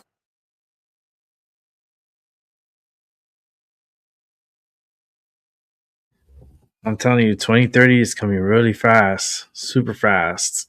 Hope you guys are ready. You better put your hands up and be like, ah, because that's how they're gonna. At first, they're gonna try to get the people that are not supposed to be here out of here, because with the digital ID, they know if you're on the digital ID, you're legit, and your life will be a lot easier. But if you're not on the digital ID, they're going to make your life a little harder because they need to verify who you are. My biggest peep of it is the security of the system. It can be hacked. Listen, I always say it on my show. I've been saying it for years. Albie knows anything connected to the internet can be manipulated. I've been saying that forever. Like, I'm going to make a shirt. Anything connected to the internet can be manipulated. All right, let's go ahead and watch some more news. Let's go ahead and move this along. Let's bring it over here. See what this is about. Now to the escalating conflict and widespread protests in Iran. President Trump says help is on the way, and he's encouraging Iranians to keep challenging the regime. Here's what he said earlier today. To all Iranian patriots, keep protesting, take over your institutions if possible, and save the name of the killers and the abusers that are abusing you. You're being very badly abused. Human rights organization says the death toll is dramatically rising, with at least 2,000 people killed and more than 10,000 arrests. The anti-government protests have grown into some of the biggest in Iran's history, and amid the country's plummeting currency, skyrocketing cost of living. An advisor to Iran's supreme leader put out a statement today declaring President Trump and Israeli Prime Minister Benjamin Netanyahu as, quote, the main killers of the people of Iran. ABC News foreign correspondent Tom Sufi-Burrage following the latest for us here. Tom, I know you've been speaking with Iranians living outside of Iran, as well as one man who just left Tehran. So what are you learning about the protest, the regime? You know why the U.S. hasn't reacted yet? Because they need more equipment there. Yeah, I think it's really important to stress it's very, very hard to read exactly what is happening in Iran. Therefore, we are dependent to a certain extent on people who are outside of Iran, who've got friends and family in the country and have been speaking to them. And also, I spoke to that man, as you say, Elizabeth, who has just come back to Paris from Tehran. He was visiting families in the Iranian capital, and he was there for 2 weeks during the protests. I mean, he said, look, absolutely vast crowds on the street. He said, it was a real cross-section of society. So families were going out at the beginning of the protests, people of all classes, people of all genders, all regions, right across the country. So he said it was pretty incredible. He said there was a kind of electric atmosphere on the streets in the evening. He wasn't participating in the protest because he said he felt it was too risky to him and his family. Therefore, he was going back to his home once the protest began, but he said he could hear a lot of shooting once he was back at his family apartment. And he says there's no doubt about it. For him, that was the security services cracking down. And he says once the crackdown began on sort of night 2, 3 of the protest, or later on, once it sort of got into January, he says that, he did notice that some of his acquaintances, people who were going out to protest, particularly families, were just stopping. And he says that there has been a decrease in the number of people going out to the protests, but it's unclear where this goes next. And as you say, Tom, hard to get a clear picture about what's going on there. We know there is this communications blackout. How are videos getting out of Iran? And is the U.S. able to have any impact on people's access to the internet there? Yeah, all the Iranians we spoke to say that Starlink terminals in Iran, we don't know how many there are, but that there's enough that people are using them to get videos out. Now, experts we spoke to about this say that the US and Elon Musk company have the ability to actually make Starlink satellites more accessible for Iranians, actually directly via their cell phones. And one expert said that but he reckons that about 20% of Iranians could actually get access to the internet via that option if the US and Elon Musk were effectively to switch that on. Now, that is one thing that they are hoping the US might move on. And look, there's no doubt the crackdown is having an impact. We're seeing evidence that there's more arrests, and also that potentially some people have been arrested could be executed. The regime we know has a track record of executing people without trial after enforcing confessions from people. We've got to keep following this on. Tom Sufi Burridge, thanks so much. That's crazy. Crazy what's going on in Iran, man. Just hope they could get through this. It's a long way. Just put the volume up. Paige, thanks again for joining us. We are keeping an eye on the big international story as we are waiting to hear more major news coming out of Iran.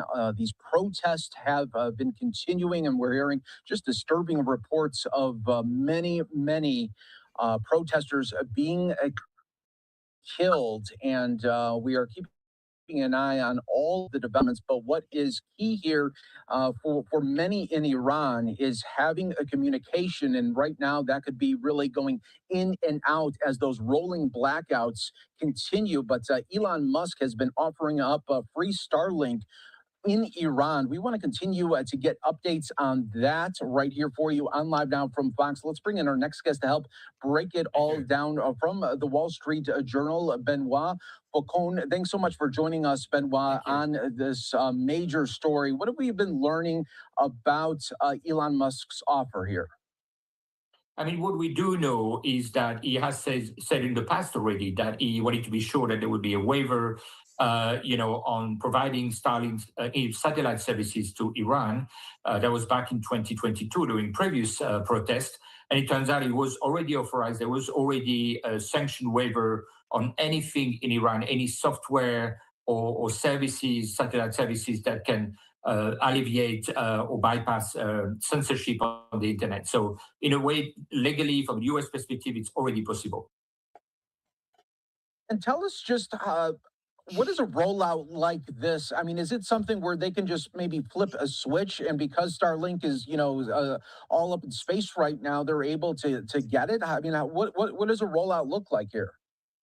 I mean, that's not a huge number. There's not a huge number, but it's a critical number. Those that are already set up. I mean, in recent days, when I wanted to speak to someone, there was no other way, right? So I was only able to reach people who had Starlink, very small number, but I was learning a lot. Like today, for instance, I was speaking to someone who told me, there's still fire beneath the ashes. There's still protests. You may not see them, not the most recent ones, on TV. They're much harder to send, on video, but they're still there. So from a to create some transparency about what's happening in this country, Starlink has been really in recent days the only way. Now it seems it was a little bit easier. There was some reconnection today, but as far as the days that I followed the blackout on Thursday, that was really the only way to know really what was happening in that country. And Benoit, tell us about how the communication has been for you trying to reach the story and talk to the people inside Iran. How has that been like so far? So I would say everything was delayed. So you'd really, before you'd have videos very quickly after the protest. In that case, it was several hours, very often the next morning. So there was that element. Second, there was all the people that I would speak to normally on WhatsApp and other types of really classical phone lines. That was impossible. They were unreachable in all the cities that I speak to normally, whether Tehran or in the provinces. So the only way was this very select, small number of people who had Starlink. That was the only way I could know what was happening. And what was happening, has become much harder since Thursday night. You had a large number of killings, including people being shot in the back. It happened in a much more limited fashion, especially in the countryside, in the previous days, but it really escalated in the days after the shutdown. And lastly, how could the bad actors use Starlink? Maybe are they able to track, who's uploading? Where is this all coming from when it comes to people trying to get the word out about what's really going on the ground there? So the thing is, number one, the importance of that service is it doesn't go for the normal conventional, telecom operators in Iran. So it's much harder to track. It's much harder to track the content of what's being delivered out of the country. There are tools that they're using, which is jamming, the satellite signals, but they do it very typically during the protest. It's never entirely successful. It's never continuous. So you do have some degree of access, even though they're trying to disrupt it. So in a way, a solution from a US policy perspective is probably to try to jam the jammers here. It's also interesting, and obviously, such a very, very disturbing reports coming out of Iran for these protesters and the amount that could be killed. We are waiting to see what the response could be, if any, from the U.S. But Benoit, thanks so much for joining us here on Live Now from Fox, giving us some great insight about the communication levels there in Iran. You're very welcome. Thank you. You take care. All right, everyone. We will take another 2-minute break. We will be following this story for you throughout the evening. And all right, let's keep it moving because we still got more to watch.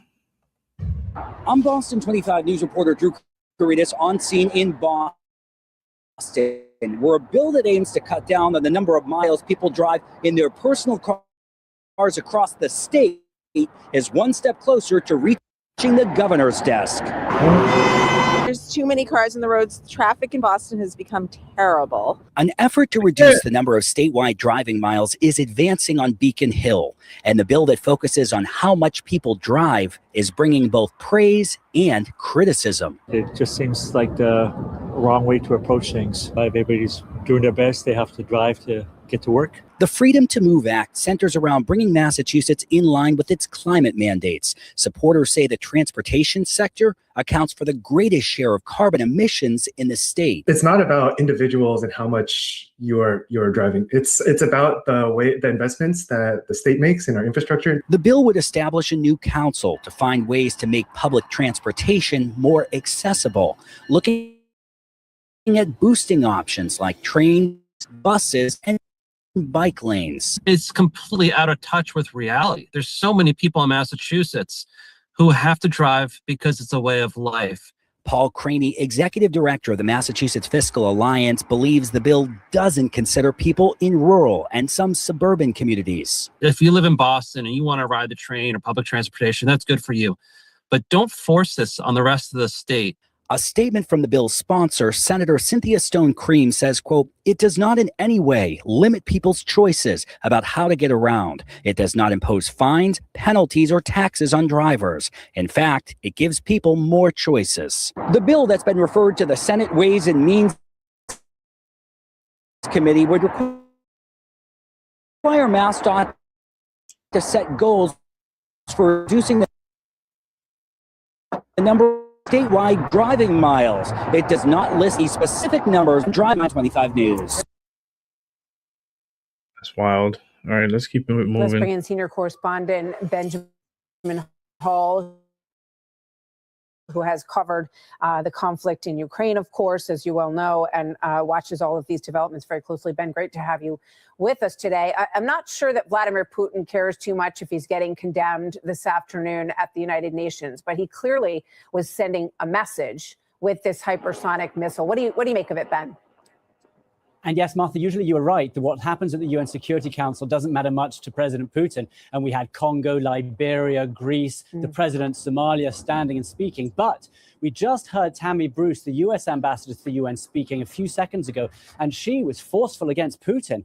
Just recently, she said that this and using this IRBM, this ballistic missile, was an escalation and it was a moment of potentially derailing any peace talks. And she said that Russia's action now risks expanding the war, calling on the Russians to come back and cease this. And that is, frankly, the same move that we've seen President Trump take. Instead of reaching out to Moscow, as they have tried for such a long time, there is a clear signal that that is not working, and they are putting more and more pressure on the Russians to come to the table. It's not just what we heard today from Tammy Bruce. It's not what President Trump has been saying recently, saying that he is fed up with President Putin's behavior. We've also heard from Senator Lindsey Graham that President Trump has greenlit secondary sanctions to be put on Russia as well. And so it is suddenly fascinating to see the tide turn. And after President Trump met with President Zelensky in Mar-a-Lago around Christmas, they seem to be reaching a similar position where they are agreeing on many of the peace deals and future security guarantees for the country. But President Putin is not playing ball. He does not seem to want to interact with President Trump. And so it's interesting now to see the tide shifting and whether or not more pressure is going to be put on President Putin. Just about 20 seconds here, Ben. But, you know, the humiliation of having Russian weaponry really fail in Venezuela is a topic today as well. And how much, you know, humiliation is a very powerful emotion in Russian leadership historically. Do you see that at work here? Russia is struggling because of Venezuela. It's struggling because of what's happening in Iran. Up to 1,000 Russian soldiers are apparently dying per day since December. It is struggling because its shadow fleet of tankers are now being picked off by President Trump. Russia is on the back foot. Its own bloggers who were once pro-Kremlin are starting to argue whether President Putin is doing the right thing. Russia is appearing to be on the back foot to a certain degree. So it's fascinating to see what will happen. Absolutely fascinating. Ben, thank you so much. All right, let's keep it moving. Scary moments for a sleeping family in Dade City. An overnight fire broke out in their garage, causing significant damage. And Pasco County Fire Rescue says it all started with a lithium-ion battery. Fox 13's Ariel Placencia joins us live in Tampa. So, Ariel, it's important to both store and recycle these kinds of batteries properly. And that's the message, right? Pasco County Fire wants to get out. Yeah, that's exactly right. And it's also a message that other local fire talking about how to properly dispose of these batteries so they don't start a fire in the trash. And now this week, Pasco County says they're the reason behind a house fire. By the time we arrived there, we had fire showing. On Wednesday around 3 a.m., Pasco County firefighters responded to a home on Colwell Court in Dade City. Pictures show heavy fire and smoke coming from the garage. Firefighters said they were able to get everything under control quickly. And thankfully, the family inside the home wasn't hurt. After the investigation, we found out that the fire had started in the garage by some lithium-ion charging. Pasco County Fire Rescue couldn't say exactly what kind of equipment the charging battery belonged to, but we know a lithium-ion battery was involved and that it somehow malfunctioned, causing the fire. Everything's got a lithium-ion battery nowadays. I mean, everything from power tools and laptops, even your smartwatch, your cell phones. So if you got any of these over the holidays or have other items with rechargeable batteries, Pasco County Fire wants to remind you to follow proper safety precautions. When you're charging those devices, always use the cables that come with the equipment. Don't ever use. Yeah, but they don't come with the equipment. Cell phones don't come with the equipment anymore. Only because it could obviously start a fire. And while it may be easy and convenient to charge your lithium-ion batteries in the garage overnight, think e-scooters or e-bikes, fire officials don't recommend leaving them unattended like that. And that's very dangerous. So what do you do? To do that, because we could have a you gotta like put it next to you while you're sleeping. We could see some thermal runaway or an explosion, and that will cause a fire. What do you do with that? And once you're ready to get rid of your lithium-ion batteries, you want to tape the terminals, package them separately in separate bags, and then bring them to designated locations in whatever county you live in so they can be recycled properly. Here in Hillsborough County, I'm told there have been dozens of fires in garbage and recycling trucks. And Linda, batteries, lithium-ion batteries, they're a big culprit. Good information, Ariel. Thank you. Ariel, that's fucking crazy. Let's keep it moving. Teenage boy in Inverness is dead, and another is fighting for his life after a tunnel the pair was digging collapsed on them. This happened in a park near Live Oak Lane and Twin Lake Drive. Our Fox 13's Evan Axelbank spoke to neighbors about the heartbreaking accident. What the hell? The boys had been digging here in the sugar sand near Sportsman's Park for 2 weeks, coming back and forth to their home, which is very close by. They dug what is either a hole or a tunnel. It got so deep that they didn't realize how heavy the sand would be and that it would eventually collapse, but it did collapse on top of them. By the time first responders got here to pull them out, they were so far under that they were entirely covered over in the sand. Deputies say they were 4 or 5 feet underneath and were likely digging this with some kind of shovels. A GoFundMe page set up by the family identifies the teens as George Watts and Derek Hubbard and says they were best friends just exploring the neighborhood together. It took responders a half hour to dig them out. One boy died at the hospital. The other is in very critical condition at a hospital in Gainesville. They are both students at Inverness Middle School, with deputies saying that this is just a case of kids being kids, having fun in their neighborhood. Here's how neighbors reacted to this horrible scene. We're praying for you. And anything you need in Sportsman's Park, which is this community, and we'll try to help them get through it any way possible. Yeah, but those kids shouldn't have been doing that. But it's going to take everybody. It's going to take a lot of people, because this is a tragedy. Yeah, it's a tragedy, but it's a stupidity Anything too. other than a pure, this is tragic. This is horrific on so many different levels. Yeah, Their and parents stupidity. realized that something was wrong when they didn't come back for lunch yesterday, so they searched the park but only found the collapsed hole. That's when they called for first responders. We are told that grief counselors are available at Inverness Middle School to help their friends deal with this unexpected tragedy. Evan Axelbank, Fox 13 News. Okay, well, let's bring it back to me. I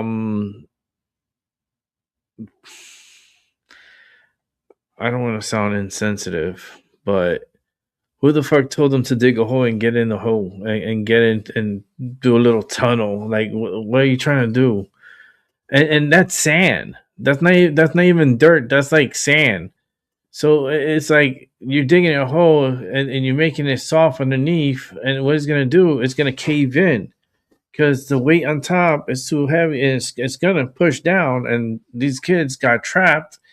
And one is dead and the other one's in severe, I guess, condition or something in the hospital. And, but I'm not going to sit here and boo-hoo because of their mistake. They shouldn't have been doing that. They should have been at home, waiting to have lunch. But no, they wanted to explore and they dug a hole and they died in it. One of them died in it and the other one is clinging to life. That's crazy. But don't try to get boohoo tears from me because that's not gonna happen. So let's keep it moving. We got more to watch. Hey guys, welcome to the Liberal Hive Mind, a channel solely focused on exposing the abundant hypocrisy of the left. And here's your meme of the day, brought to you by 5mind.com. Well, at this point, I'm just going to say it, Although, I'm acting as if I haven't made this statement before. I guess I'm not just going to say it, I'm going to reiterate it again in the most clear and unabashed way possible. At this point, folks, the Democrat Party is a terrorist organization. I mean, look what is happening on the streets. Look what Democrats are egging on. Look what they're protecting. Look what they're funding. From the 2020 BLM summer of riots to every other flash of Antifa violence, and now to this, the Democrat Party is egging on and funding literal domestic terrorism. You simply cannot put it any other way, at least not honestly. Once again, the leftist goons on the streets have gone absolutely feral. And of course, all of it, again, totally unjustified. One of their goons puts an ICE agent's life at risk and of course meets the ultimate consequence. And like I've been saying, where the response should be for them to scale back, to bring the temperature down, no, they take it to the next level. I called this a couple days ago. I said, expect it to get so much worse before it gets better. And well, that's exactly where we are, folks. The feral left-wing mob is back on the streets again. More Democrat-funded and engineered terrorism. The Democrats' terrorism problem is showing again. But of course, don't just take my word for it. Let me actually show you exactly what's going on. As Nick Sorter was once again attacked by an Antifa mob, we got some stuff to get into. So let's roll the tape. All right, folks. So as per usual, Nick Sorter, being a journalist, covering all these events while he's present on the streets. If I'm not mistaken, he was with Cam Higbee. And this, of course, shouldn't be controversial at all. It should be expected. It should also be respected, which it is from the right-wing perspective. You never see left-wing journalists facing threats from a MAGA mob. But here is the modern left. You only talk to women? You didn't hurt guys like that. I'm not I'm gonna help you. I don't know what. I'll get the whole steak down here. I swear to God I will. Yeah. You shut up, Cam. You can come out and get some too, Cam. Get the out here. You can come get some too. Touch Andrew. See what happens. You two should just get the out of here. That's what you need to do. Get the here. here. That's why you're out of the car. Yeah, yo, look at you. Yeah, you know, that's what they do, bro. They hit women. Bro. It's absolutely insane. I mean, these people are feral. This is indefensible. And then, of course, it escalated. Not only were they lobbing threats, but they were banging on the window, eventually smashing the windows and graffitiing on the car. It got to a point where mob mentality was taking over.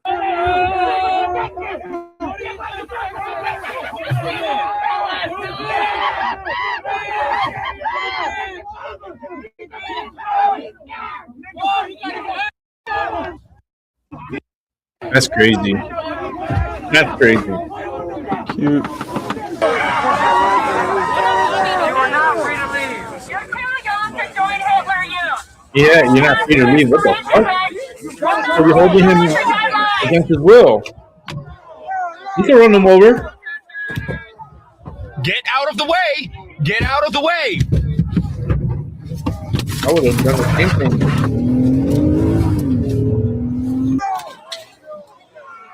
I would have done the same thing.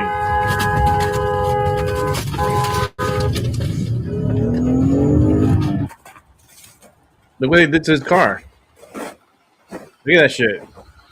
Does that look peaceful? And so they did what any rational person would do. They got the hell out of Dodge. They were non-confrontational the entire time. All he did was stand there, videotape the people surrounding his car, and then obviously it got significantly uncomfortable, and so they fled. And then, of course, in comes the left, calling for Nick Sorter now to be arrested. Or some of the genius takes, relating this to the ICE shooting, claiming, well, technically, don't all those people now have a right to shoot Nick Sorter 3 times in the face? It's crazy how these people purposely misunderstand and misrepresent things to push a narrative.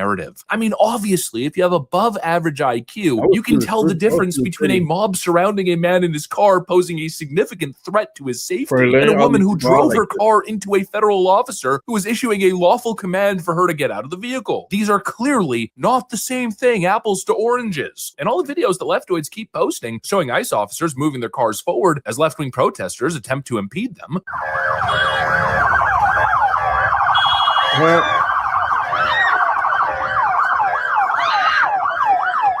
What are you doing? What are you doing? Again, obviously not the same thing. But once again, it's purposeful ignorance. The left knows that they're wrong. They know it's a false equivalency, but they'll do anything to downplay the terrorism that is happening on their side. Anything to flip the script. And now that's exactly what they're doing, claiming that Nick Sorter and Cam Higbee should be arrested for this encounter. Give me a break. They did the right thing and protected their lives. Yeah, so just so everybody knows here, so you have these frozen water bottles. These are the 2 that you saw. They threw through. Right there and right there. Luckily, there were headrests in the way. If these things... Oh, yeah. So these are frozen solid. Still, hours later, if they were to have gone through, if I would not have driven away, they would have thrown them through and they would have hit us straight in the head. And we both may not be here to, but we found these in the truck later. After we drove away, we ran to the Egon police station.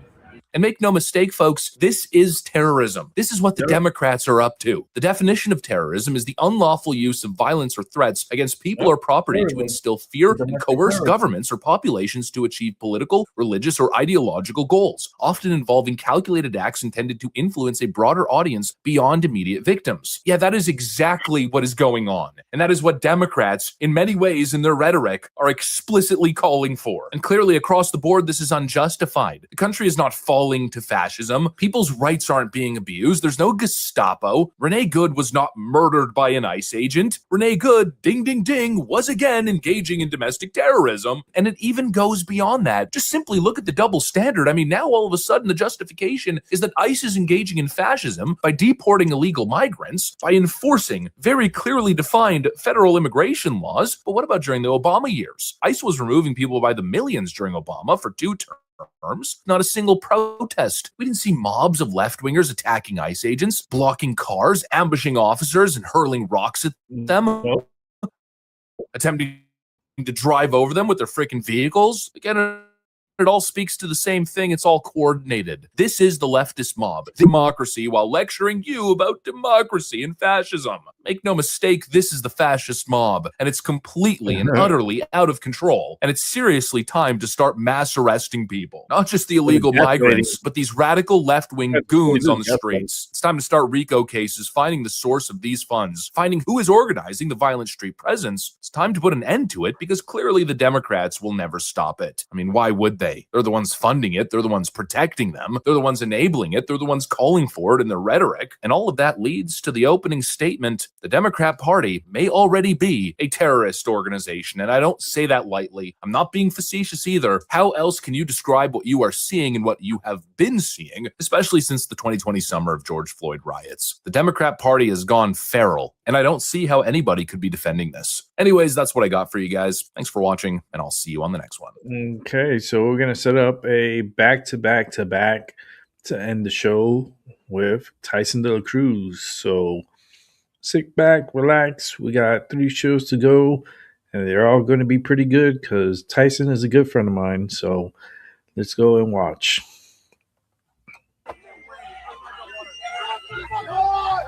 America, Minneapolis is burning again. Rioters just broke into 3 hotels hunting for ICE agents. They're smashing windows, destroying property, and the police, they're retreating.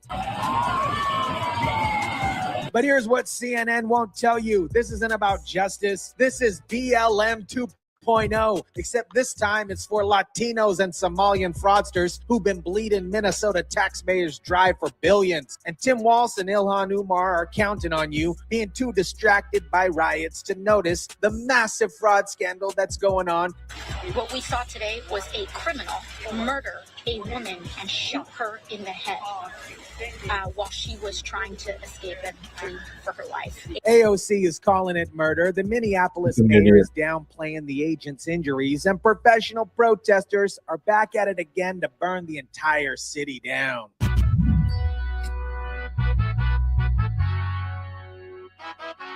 What is up, guys? Tyson De La Cruz here. Thank you so much for rocking with me. I'm going to show you exactly how this manufactured crisis is designed to distract you from the biggest fraud scandal in Minnesota history. Let's start with these peaceful protesters in the 3 hotels looking for agents, because apparently you can't find federal agents to attack on the street. You just got to break into private property and hunt them down. This, my friends, is completely coordinated. This is completely organized. These are the same tactics that we see at every protest that we saw in 2020 when BLM burned Minneapolis to the ground and Tim Walz just let it happen. But this time it's even more cynical. This isn't Black Lives Matter. This is Latino and Somalia Lives Matter, specifically the ones who've been committing massive fraud against Minnesota taxpayers. And the Democrat machine needs you to focus. Watch this. They need you to focus on the ICE shooting so you don't ask any more questions about where the money went. Look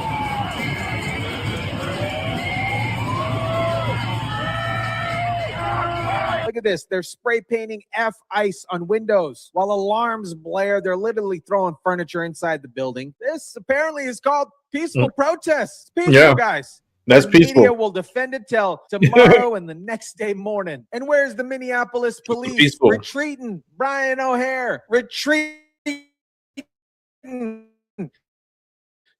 Just like in 2020, because Tim Walz has made it clear protecting rioters is more important than protecting the property of federal agents. Now let me show you one of the biggest grifters in American politics, Minneapolis Mayor Jacob Frey. This dude is a masterclass in pandering and gaslighting. I mean, the ICE agent walked away with a hip injury that he might as well have gotten from closing a refrigerator door with his hips.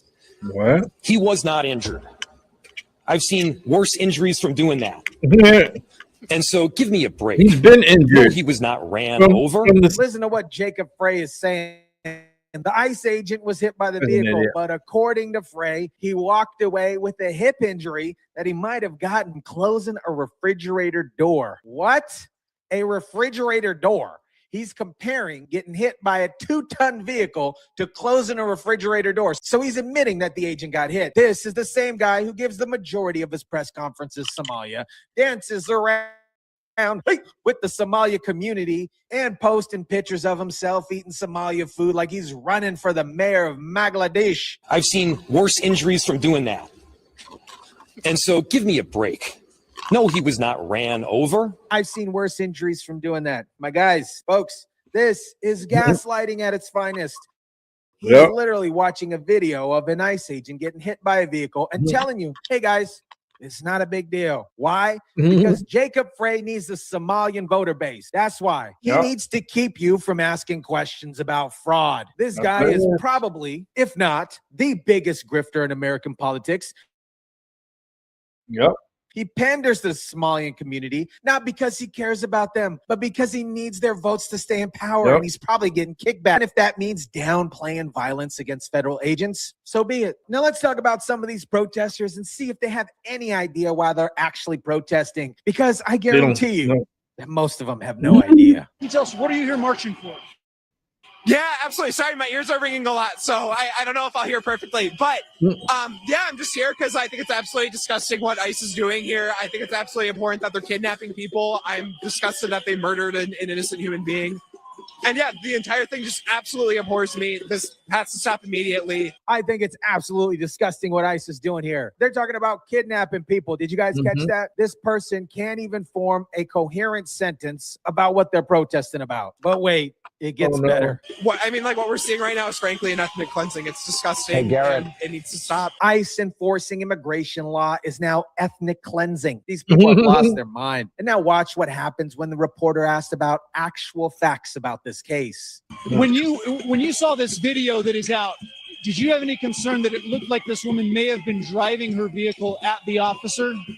That's not what it looked like to me at all. And I mean, like, even if you did assume that was the case, which it absolutely is not, we are supposed to train officers to be responsible in these situations and judge the situation objectively, look at it reasonably. That's not what it looked like to me at all. The video shows her driving at the officer, but this protester just denies the reality. You can very clearly tell that she was evacuating the scene. She's evacuating the scene by driving at and through a federal agent. The mental gymnastics here are at an Olympic level. But here's one of my favorite parts. What do you think we should do with people that have come into the country illegally who are here, is the question. I think they have the right to be here, frankly. I mean, that's just my opinion. A basic human right is freedom of movement. Recognize that the United Nations Charter, that is just a fundamental human right that all nations ought to recognize. And I'm glad that some people are standing up for that basic human right. I think they have a right to be here. That's just a basic human right, is freedom of movement. We don't have borders anymore. Anyone can come here illegally, and we just have to accept them because it's freedom of movement. These are your protesters. America, they don't know when I have to travel to another country, I need to get a visa. They think borders are racist. This is manufactured outrage from people who have no job, no responsibilities, no life, and no connection to reality. Shame! Shame! Do you have a job? Shame. Do you have a job? Shame. I'm getting paid right now. Did you catch that? Laura Ingram asked, do you have a job? And the protester responded, I'm getting paid now. She's getting paid right now to do this protest. This is the paid industrial complex in action. And I want to dig deeper on this. How do these protesters get paid? Who funds them? Who specifically funds them? Is there some kind of anti-ICE protest that I can personally sign up for? Because apparently there's money in this. I want to find out where it's coming from. And I'm asking you, the audience, to help me with this particular investigation. If you have any tips or leads on how these protest operations are funded or who organized them, maybe a Craigslist listing or whatever the scenario is, who's paying these people, please send any information that you may have about this to tips.tysondelacruz@gmail.com. Again, that is tips.tysondelacruz@gmail.com. I want to expose this operation, and I need you guys' help because, as we discussed, this isn't organic grassroots activism. This is a paid protest operation designed to create chaos and distract from the real story. And the real story is massive Weird fraud. people are Now, let me behind it. tell you what Tim Walz and Ilhan Umar are desperately trying to hide while Minneapolis burns to the ground. Minnesota has been ground zero for massive fraud schemes targeting federal programs, and the numbers we already know are crazy. We're coming to find out that Tim Walz knew about the fraud. Obviously, Ilhan Umar obviously knew about the fraud, and instead of cracking down on it, they enabled it. Why? Because they need the votes, because they need those communities to keep them in power, because they're getting kickbacks. But now investigations are heating up. Federal prosecutors are building cases. The evidence is mounting, and suddenly, right when this fraud scandal is about to explode, we have an ICE shooting that dominates the news cycle. Convenient timing, wouldn't you say? Renee Good is Minnesota's sacrificial lamb. She's being weaponized by politicians who need to change the subject. They need you to focus on ICE agents instead of asking where the money's going. And the protesters, they're useful idiots. They have no idea they're being used to cover up one of the biggest fraud scandals in American history. They think they're fighting justice, but they're actually providing cover for criminals who've been stealing from American taxpayers. This is Minneapolis 2020 all over again. Same city, same tactics, same results. Timmy Tampon Walz letting rioters destroy properties while police chiefs, police O'Hare, police retreat, and federal agents are getting demonized. Here's the pattern that I need you guys to understand. Democrat politicians in Minneapolis, Democrat politicians, period, have been running a protection racket for years. They protect illegal immigrants. They protect the fraudsters from federal law enforcement. And in return, they get votes and political power. The protesters don't have jobs. They're getting paid to be there. They don't know the facts. They deny video evidence, and they're being used as human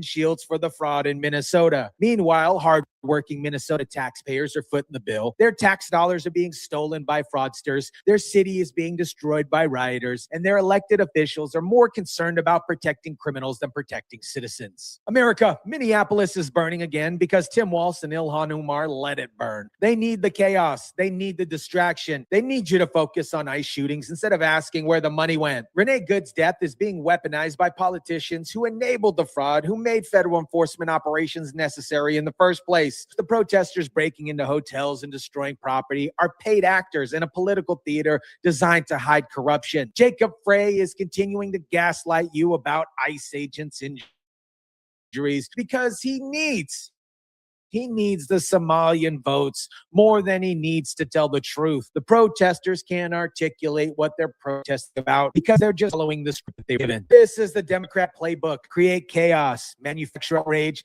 and hope nobody notices the real crime. But instead, we see the fraud. We see the corruption. We see the protection of the racket that's been bleeding Minnesota taxpayers. No amount of riots, no amount of manufactured outrage, no amount of media gaslighting will change the facts. Minnesota has a deep fraud problem. Democrat politicians enabled it, and now they're burning the city down to hide it. Let me know what you think about this. Drop it down in the comment section down below. Smash the like button if you kindly would.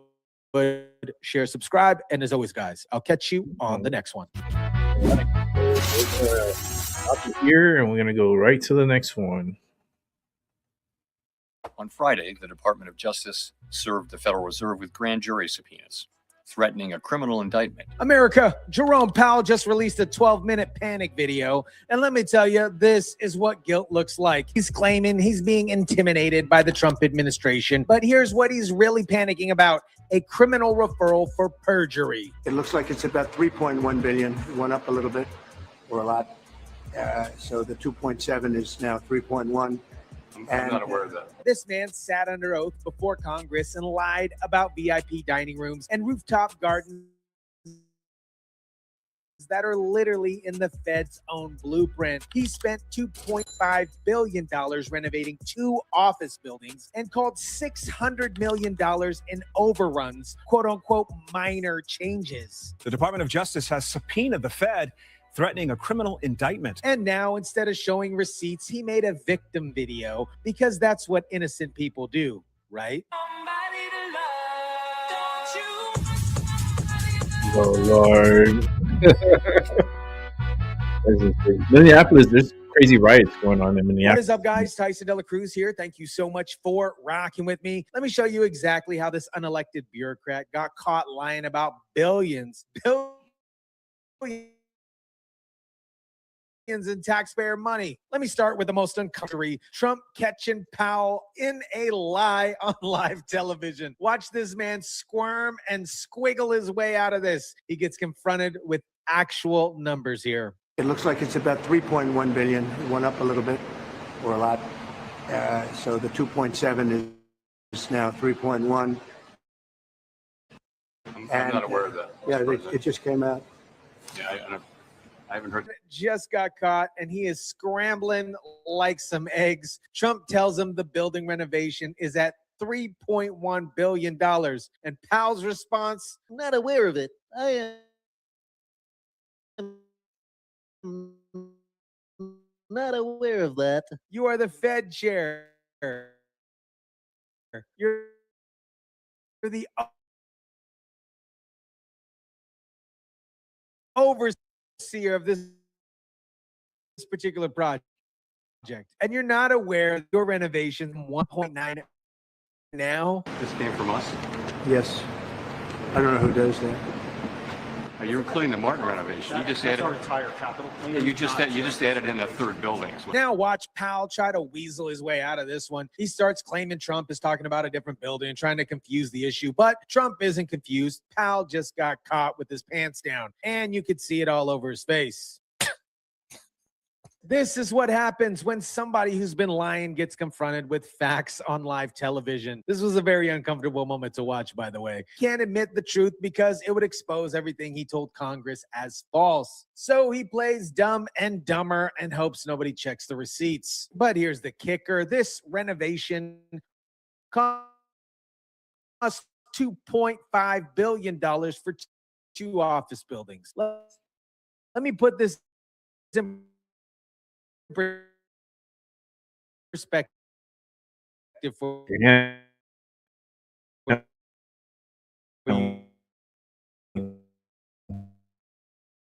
guys. The Fed innovation and criminal referral from Congresswoman Anna Paulina Luna caught him in multiple lies, and she referred him for perjury. Powell testified there were no VIP dining room. That was a lie. The Fed's own architectural plans show VIP dining facilities. He testified that there was no rooftop gardens. That's a lie. The blueprints literally show rooftop terrace gardens. Plans show extensive marble work throughout the building. Guys, he even denied there were beehives. Yes, beehives. And guess what? The Fed's own documents show they installed beehives as part of this luxury renovation. This isn't a he said, she said situation. This is Powell's sworn testimony versus Fed's own architectural plans. And the plans prove that Powell lied multiple times under oath to Congress. But it gets worse. Powell also claimed the building, quote unquote, never had a serious renovation before. Another lie. The Fed did a comprehensive renovation from 1999 to 2003 that replaced the roof and all major systems and refurbished the entire interior. So he lied about what's in the current renovation situation. He lied about the building's history. He lied about the cost, all under oath. That, my friends, is not a mistake. Now let's talk about Powell's pants down panic video from Sunday, because this tells you everything you need to know. Innocent people do not make a 12-minute victim video. They show you receipts. They provide evidence. They cooperate. But this unprecedented action should be seen in the broader context of the administration's threats and ongoing pressure. Listen to how he frames this: unprecedented action and ongoing pressure. He's immediately trying to make this about political prosecution instead of addressing the actual allegations. That's what guilty people do. They deflect. This new threat is not about my testimony last June or about the renovation of the Federal Reserve buildings. Now he's telling you what the investigation is about. This isn't about my testimony or renovations. Really? Really, pants down, Powell? Because the grand jury subpoena specifically relates to your testimony about the renovations. You don't just declare what the investigation is or isn't. The threat of criminal charges is a consequence of the Federal Reserve setting interest rates based on our best assessment of what will serve the public, rather than following the preferences of the president. And there's the deflection. He's trying to make this about interest rates and Fed independence. No, pants down, Powell. This is about whether you lied to Congress about billions in taxpayer money. You're trying to change the subject because you know what the evidence shows. If you didn't lie, show us the receipts. Show us where your testimony matches the Fed's architectural plans. But you can't. Let me break down how insane these costs are, because this is where Powell's lies really matter. He's spent $2.5 billion renovating 2 office buildings, not building them from scratch, renovating them. And he called $600 million in overruns, quote unquote, minor charges.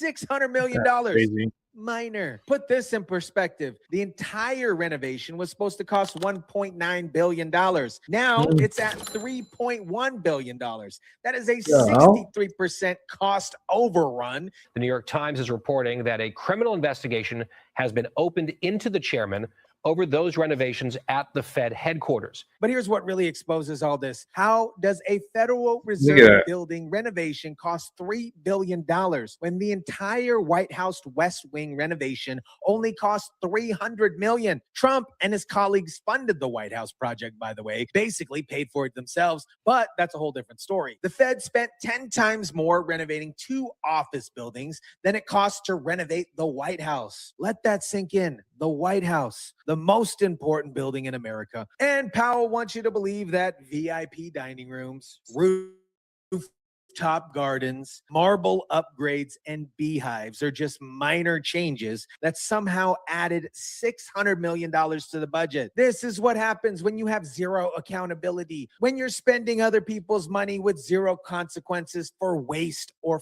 fraud. $600 million becomes quote unquote minor. I've lived through enough Trump drama to wait and see what the actual facts are before leaning in too much into any narrative. But Joey, you know that the narrative coming from at least one side here is going to be Trump hates Powell. He's been pressuring Powell for a long time. And now here's the Justice Department swooping in.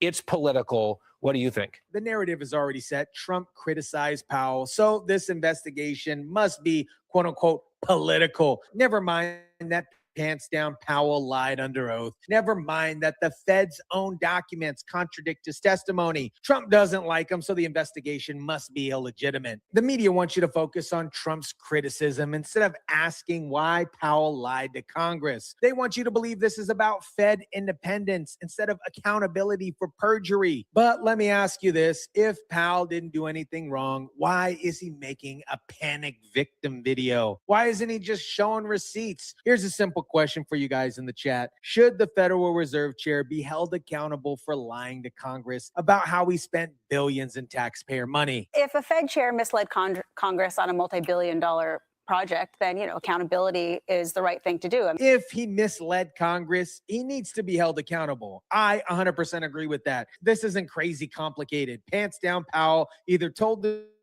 truth under oath or he didn't. The Fed's architectural plans will prove which one it is. No one, certainly not the chair of the Federal Reserve, is above the law. I have deep respect for the rule of law and for accountability in our democracy. Powell himself said nobody is above the law. Great. Then cooperate with the investigation. Show us where your testimony matches the Fed's documents. Explain how $600 million in quote unquote overruns are minor changes. Explain to everybody how 2 office buildings cost 10 times more than the White House renovations. But instead, he makes a panic video claiming prosecution. He's trying to make this about Fed independence and Trump's pressure on interest rates. That's a distraction to the actual allegations. He allegedly lied to Congress about luxury upgrades funded by taxpayers. The question isn't whether Trump likes Powell or agrees with his interest rate decisions. The question is whether Powell committed perjury, and the Fed's own documents suggest that he did. America, Jerome Pants Down Powell's panic video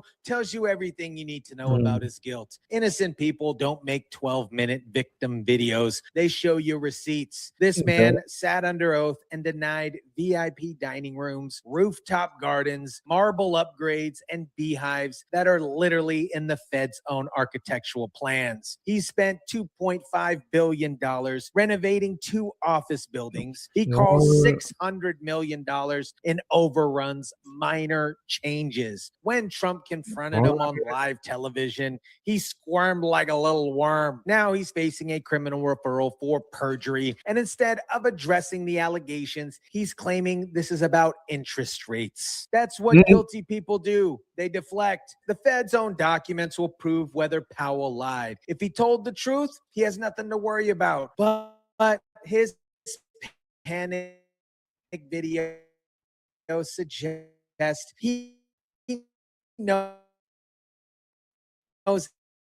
exactly what those documents were money to, not even the Fed chair. And if Powell lied under oath, he needs to face the same consequences anyone else would face for perjury. Let me know what you think about this. Drop it down in the comment section down below. Smash the like button if you kindly would. Share, subscribe, and as always, guys, I'll catch you on the next one.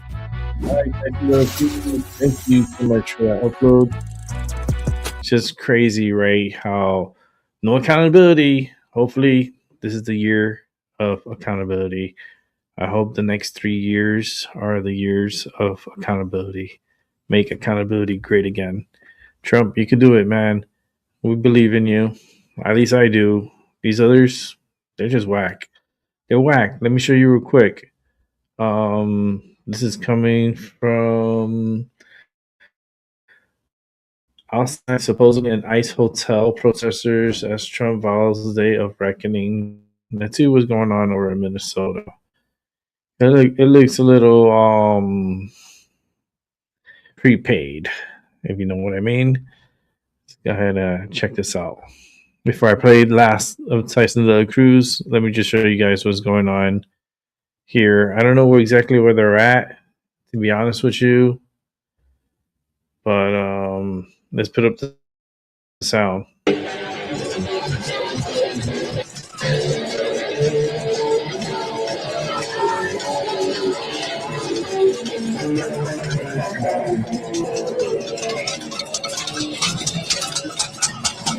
We have a whole bunch of protesters converging on the front doors of the hotel. Here's what's happening. Oh, you chaos. It's good. The chaos has expanded in numbers.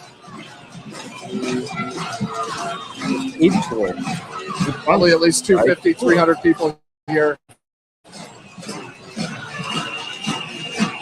We start making accountability. Like, all these people should be arrested because they're disrupting a business, and now they can't do the business because of what's going on. And now they're losing money. So how far does this go? Where's the police? Where's the riot police? Where's the police to move these people out of here? This is the illegal assembly.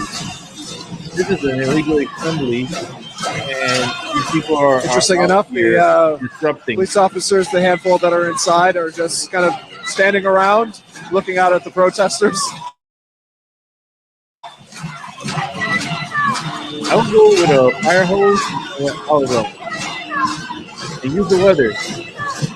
Look, who's this? Look, he looks like he's named from the country.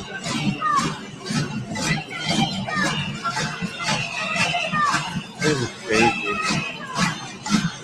Like, re-riot, like, this is the re-riot for stupidity, and Iran riot for fucking life. For fucking to put the government and have a new way of life. They're fighting for their independence. They're fighting to get from oppression.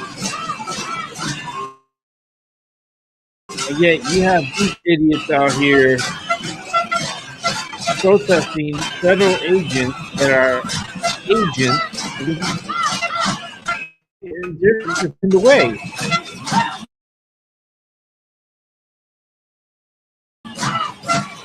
Yo, tell me, the agent's sleeping well tonight. They'll probably listen to the music or something like I do at night and drown out the sound. We have very And local good.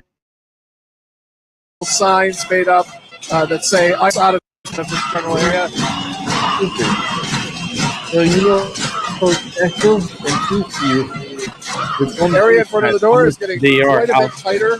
And there's a lot of dumb Democrats.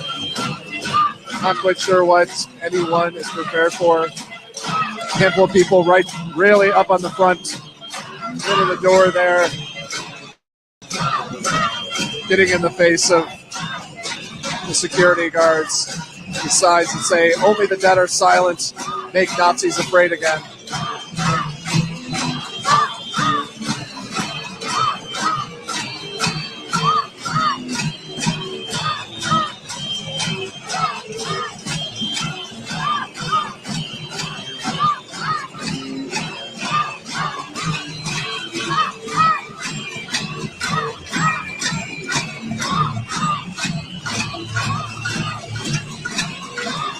Another update that just came in.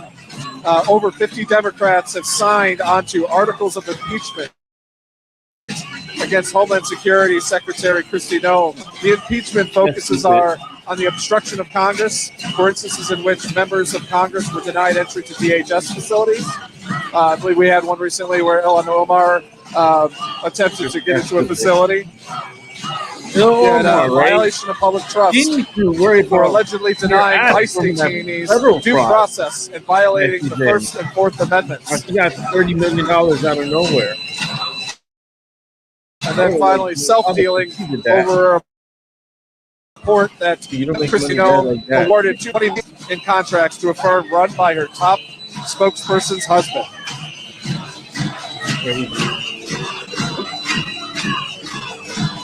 Hey, we're gonna watch this for a little bit, and then I'll move on.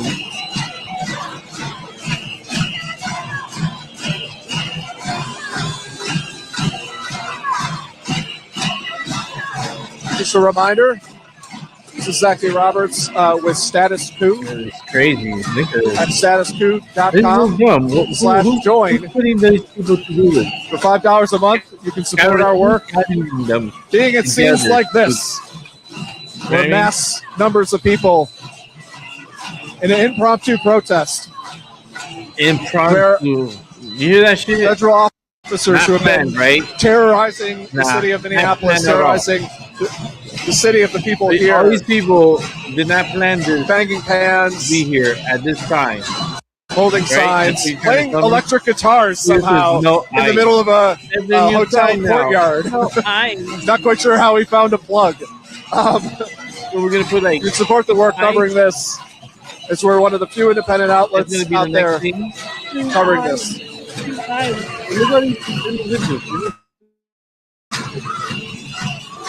They look young and dumb to look from.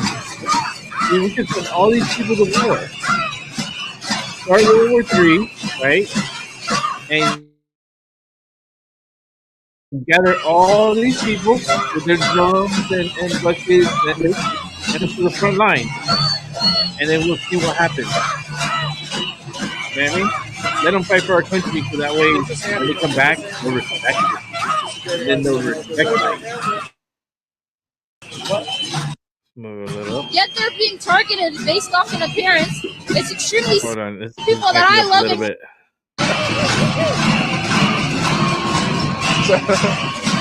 So you're out here. What brought you out here today? Do you mind saying your name if you're uncomfortable saying it? My name's Aisha, and I just had to come outside to support my people. Somalis. The great people of Minnesota. The Somalis. So you have a whistle around your neck. Are you? Why do you have that? They can't sleep tonight. No rest for the wicked. No rest for the wicked at all. No rest for the wicked. What has it been like? This is a very impromptu protest. What has it been like to see this number of people show up just at a moment's notice? It's amazing to see that we have such a big community outside that's able to show up for our people. And I hope we're able to make a substantial difference and get them the fuck out of our city. Earplugs. And what is you're concerned watching federal officers in camo use tear gas, attack You think members that's of the city. No, What has it been it's like been seeing that happen? It's so sad because they got my family as well. They got people that I love and care for, and I'm at risk walking outside. It's extremely scary, and I hope we can put a stop to it ASAP. So all you hear is very muffled. Like, you hear some sound. What do you hope comes out of this? I hope they leave and they don't come back. They're not welcome here. Bye-bye, wave goodbye. Why do you think that the president, that Trump seems to have such an onus for the city of Minneapolis? What is that? Shit. I don't know. I feel like he hates This the one right here, Somalis she's super Somali. for no reason. I don't know. We don't do nothing at all. This is a Somali. He is Somali. on the level of Trump. The things he has said about the Somali people in Minnesota, in this country, at a level of like, I don't even want to repeat them honestly. But what has that been like? The president of the United States speaking about people who live in this country who are citizens. It's actually crazy. I'm a birthright citizen. So is my mom, my dad, my uncles, my cousins. Yet they're being targeted based off an appearance. It's extremely sad, and it's sad to see that our This future one right children here are is going to have to watch guilty. this back. You need to So go I back hope it comes to an to your end. country. This one right here. Thank you so much.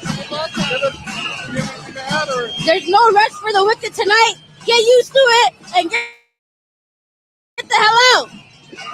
Well, you look like a weirdo at that part. Oh my God, no rest for the wicked. You're talking about yourself because you guys are making all the noise outside. This freaking woke tonight. I guarantee you. I promise you. This freaking woke tonight. It is. I hope that interview came through clear. No rest for the wicked. To say that it's loud out here They're out here making noise is for an the wicked. understatement. It makes 0 sense. There's now somebody had a spotlight, or at least a big flashlight that was going up It makes 0 sense. the top of the They're out building. there making all that noise and rushes. And you say, no rest for the wicked. Okay. So you guys are not going to rest, right? You're going to do this all night. So We are right up What are against you the gonna doors. do? I think that the outside. they're going to sleep right. They're going to sleep okay. You guys are going to be tired as fuck. Ain't going to be sleeping throughout the day. I wonder what type of work do you guys do? Because you guys have too much time on your hands. There's a printed out sign Let these gather all around the draft. on the one of the exits that reads, "We respect all parties' rights to express their points of view in lawful and non-disruptive manners, and we are simultaneously committed to protecting our employees and guests' safety and security. After 3 p.m. on January 13th, all guests must enter and exit through the west entrance, located at the closest to the front desk." I feel like they might have had, this is a nicely printed out sign. I feel like they might have known something like this was happening.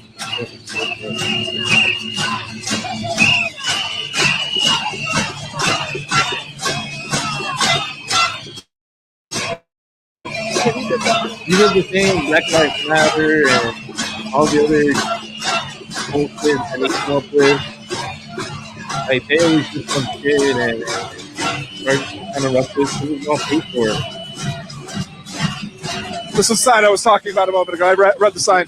We respect all parties' rights to express their point of views. The printed out sign on stationery type of thing. So I have a feeling that they might have known that this was coming We put in millions by inviting, over federal agents, ICE agents into their onto their premises. businesses that are non-profit that pretty much are paid actors that come out here and do all these productions or pay them a fair amount.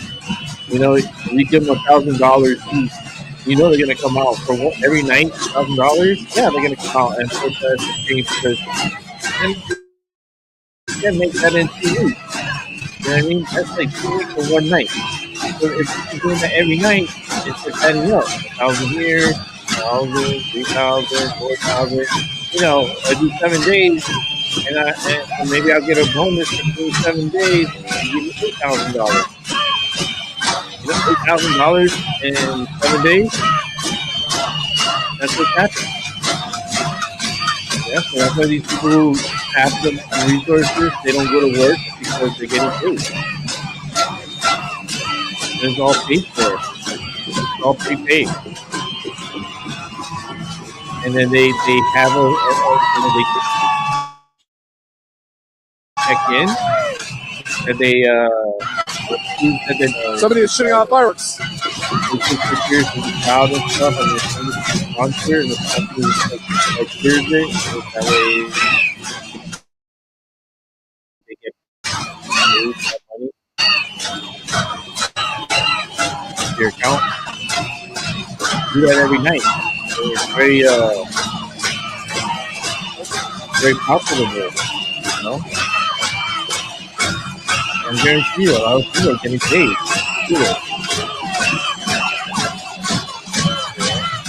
How much could it be to all these people, right? You say $1,000, right? Yeah, over 100,000. You know, maybe 150,000, 200,000. Just for approaches like this.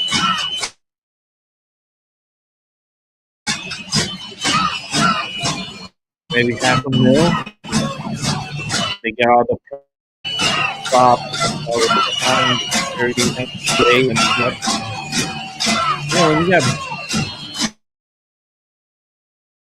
trillionaires that they don't care about money. That's like that's the. And this is part of the disruption game, you know. This is what you call interference. It's an illegal assembly. So, where's the police officers? Where's the National Guard? Where's anyone that be out of him? Listen to them. Bring out like 10, maybe 15 school buses. And just start arresting people. Start arresting people.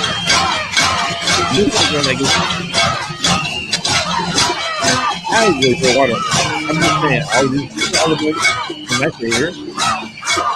More signs that people have are "We love our Somali and Afghan neighbors." Get out, MSP, Melkheis.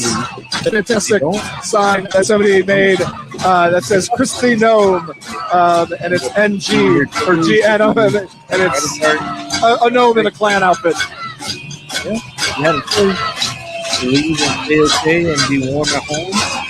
Here, you have in the hospital, maybe losing a week or two. These are all premeditated, organic at all. It's very just a small area. It's big, right? But it's not really that big. It's the same educators that were there the other night. So they recorded this the other night. They were here, and they're back again. So it's a nuisance, right? It's a nuisance. And the people are just out here just better to do on a healthy Tuesday night. Nothing better to do. But only in America where we have to do good. Are you kidding me? Justice for her is hitting an officer? And after this, look, after this sign right here, and then I hope you sleep like shit. Like, I don't even know what this says back here. I don't know what language that is. I can't even read it out. It says immigrants. I don't know what the fuck it says. This one is like the melt ice. I saw that sign. I don't know what this one back here is. I don't know what that is. But look at the picture. Look at the people. White lady here with her little pan and her little stick with pink hair. I'm pretty sure it's pink hair. This white lady holding a sign up. dressed up pretty warm. So she was premeditated to dress warm. This one's probably a Somali back here with I have a jacket that almost looks like this. And yeah, this is what the people look like. Like back here, he's standing around looking. A lot of people just looking around on the backside. Let's let it play a little bit more. Let's pause it. So we have this one with the whistle, little whistle in her mouth, or she mouth. I don't know what it is. You got this person looks weird. You could tell. You could tell when they look weird. You know, this one looks like she's lost. Everybody has this like ice with the cross out of cedar. Okay, I guess that's the city that they're in. Here is a sign. We love our Somali and Afghani neighbors. Ah, look at that. And it's a white person holding the sign. How much is they paying this guy to hold this sign that we love our Somali and the Afghan neighbors? So is that a paid protester? What do you guys think? Are you seeing what I'm seeing? Like, it's right here. The sign is right here.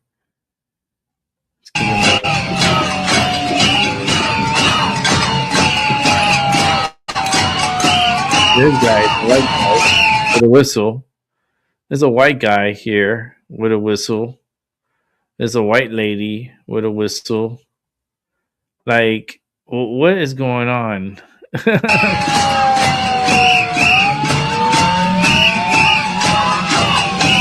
Another great sign you might be able to see on camera reads, Hail Mary, full of grace, kick ice out of this place.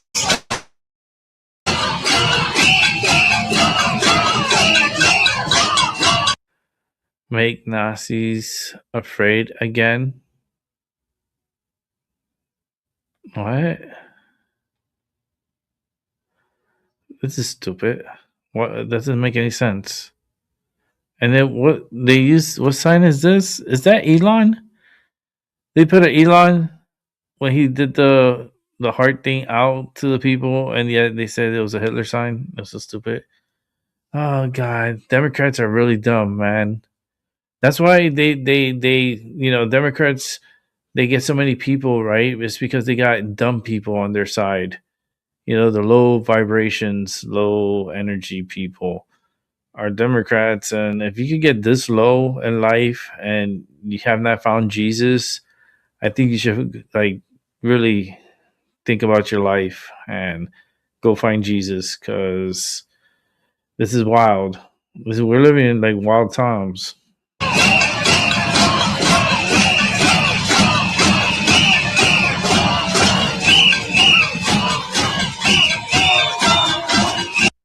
All right, someone here with a horn.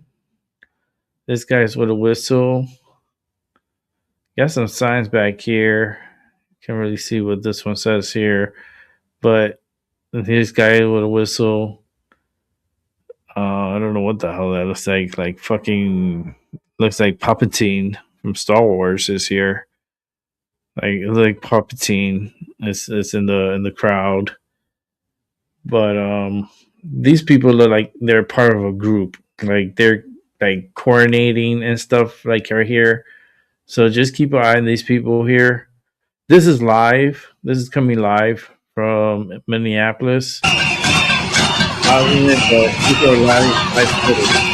has a blowhorn and he's directing. If you see, he's talking to them. So he's kind of like directing to, I don't know what to do, but he has a mic, like one of those microphones, and he has a backpack. I'm pretty sure he has like stuff in that backpack.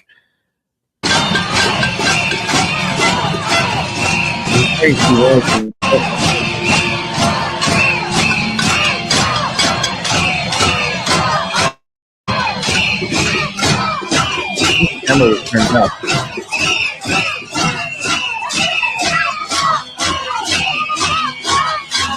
Who's this? Who's this? They opened the part of the seas of people for those people to walk through for a hug and a smile.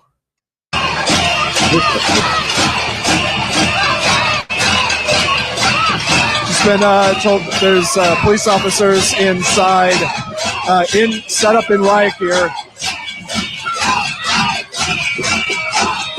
Oh, look, they come in the right here. The couple like up my life. You know what I mean? Like this bullshit.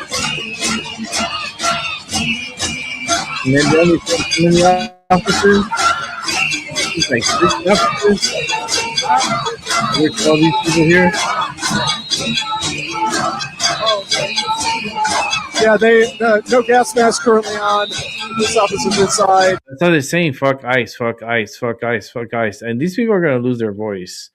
Like this one right here, he's like getting tired. He's trying to keep up, but it's like you're repeating the same shit over and over.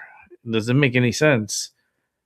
Like this is the low energy that we have in our world. They just have, I'd say, your standard issue helmets and face protection.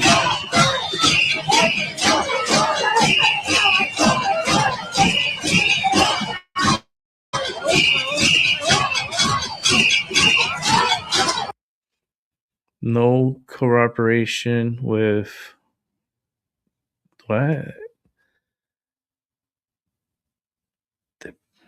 I don't know what this has.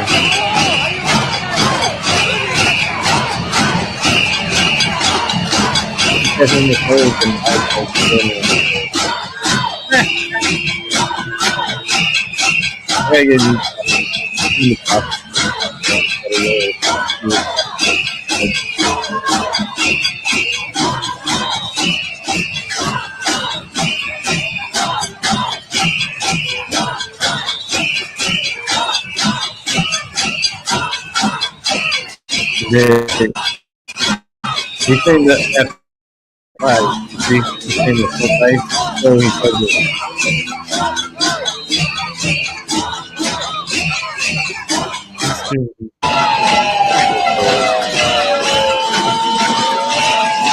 And this is live.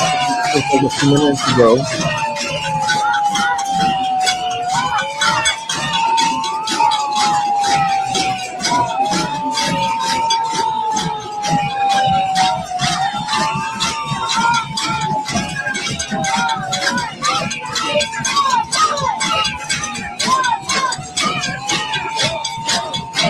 Who's this?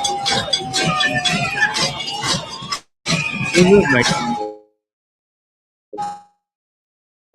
What's her role? What's her role? You know, she has a microphone here.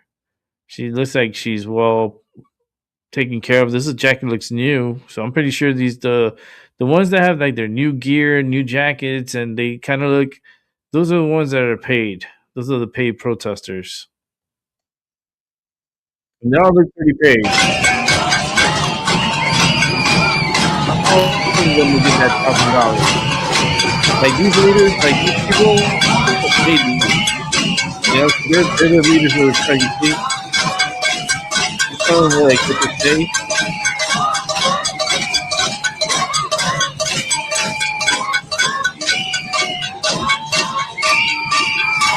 But I wish in the future you're gonna have face recognition for the working on. And if you're here and it's in your face and they see that you're here, I'm like you get like a $500 fine. And if you stay there, multiply. So it goes from 500 to 1,000, and if you don't leave, it goes from 1,000 to 2,000. And if you continue not to leave, it goes from 2,000 to 4,000. And then from 4,000 to 8,000. You know what I mean? And then from 8,000 to 50,000. It keeps getting bigger and bigger and bigger.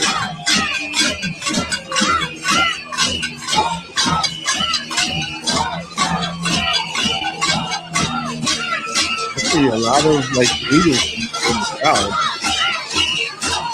Now, likely over an hour that we've been out here. Now we're live.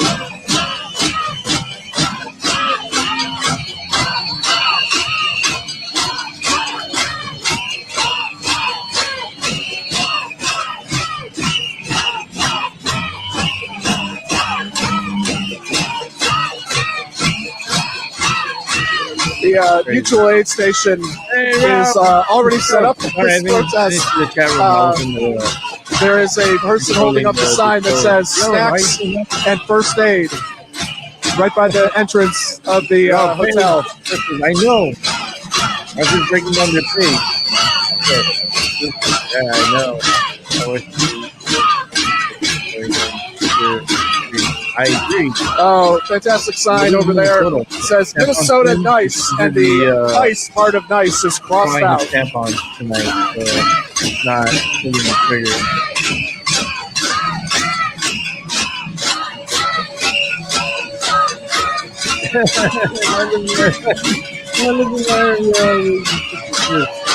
Yeah. You know, I'm happy that you're not there. This is the fantastic sign I was talking about earlier. Thank God. Christine Gnome, but obviously Gnome is Gnome. And there's a clan member on the front of it. One lady's just like, no sleep for the wicked, right? That's what she said, no sleep for the wicked. I'm like, those officers are sleeping very well tonight. They're in their bed. They can't hear this noise. Because they're in rooms that are within the hotel, but they're not listening to any of it. They're sleeping, right now they're just probably looking at what I'm looking at right now. They're looking at it on their phone and like, okay, I'm going to sleep, guys. I'll check in the morning. And then fall asleep. You know? I can still sleep. I can still sleep just fine. You are the wicked. Because they're supposed to speak for them. You're right. They have no way. Why is somebody from Long Beach people up and send them to prison? Send them to federal prison. And then start World War III, grab these individuals, and send them straight to the front lines with their whistles and their drums. And fight for America. Let's see if you can survive. Good luck, because I see like 99% of them will probably not make it. We're playing the especially if I was the one punching them down. Oh, we'd get them dead.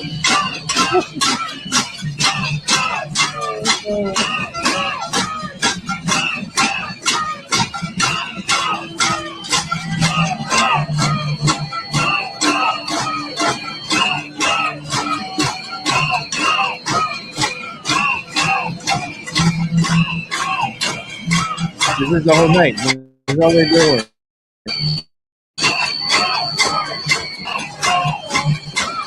What is this going to do to...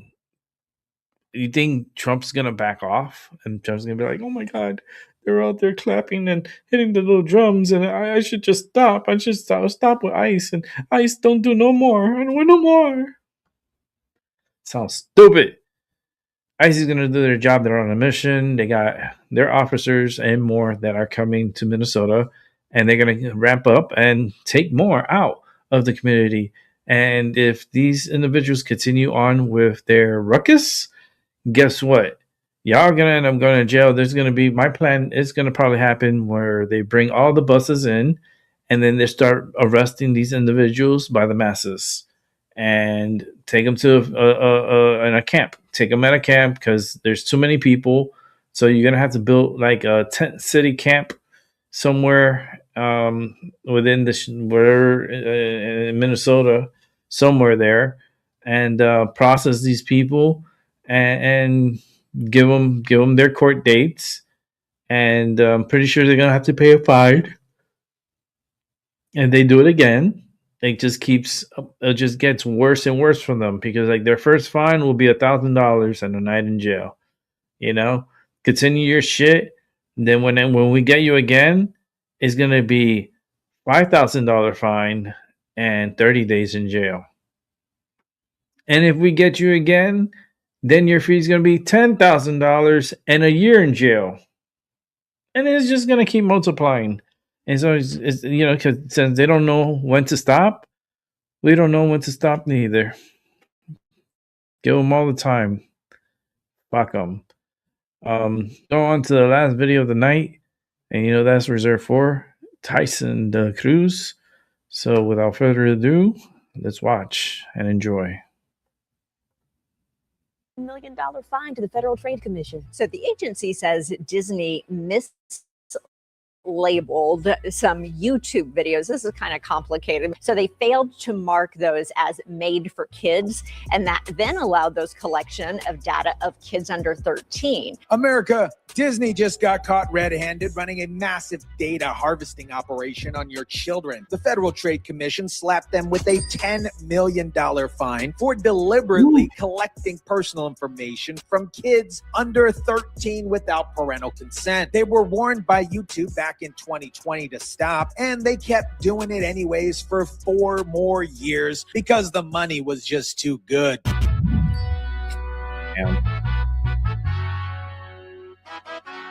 When kids click play on YouTube videos, they may be watching Disney, and Disney may be watching them. What is up, guys? Tyson Dela Yeah, I Cruz heard here. they Thank you hired so like much for over rocking 5,000 with me. This agents. story perfectly exposes I'm how so these happy. woke Oh my corporations God, I wish I lecture could have us been about young. protecting children Look, while secretly went to treating your ICE. kids Oh my like God. products to be sold to the highest bidder. Let me I would've break gone down to ICE. exactly how Disney pulled Instead of off trying to this become scheme. a There's a Florida little State Trooper, I checkbox on would've went YouTube to ICE. called Made for Kids that you're supposed to check if your content targets Instead children of under being a 13. bike When you officer, check patrol that officer, box, you I can't should've collect just personal would've just data went straight or to run ICE. targeting advertisement. But But when you don't they check didn't have it, you like can this harvest big all budget, that and data so and collect it advertising wasn't hiring money. The like that. agency says the Now House they have of the Mouse budget. failed to label They some got the content budget. on YouTube as made for kids, which led to children's data getting collected, used for Fucking targeting, advertising, and exposed them to age-inappropriate features. Disney had over 1,200 YouTube channels featuring Frozen, Toy Story, Mickey Mouse, Moana, Cars, and they deliberately marked them as not made for kids. This wasn't some accounting error, guys. This was a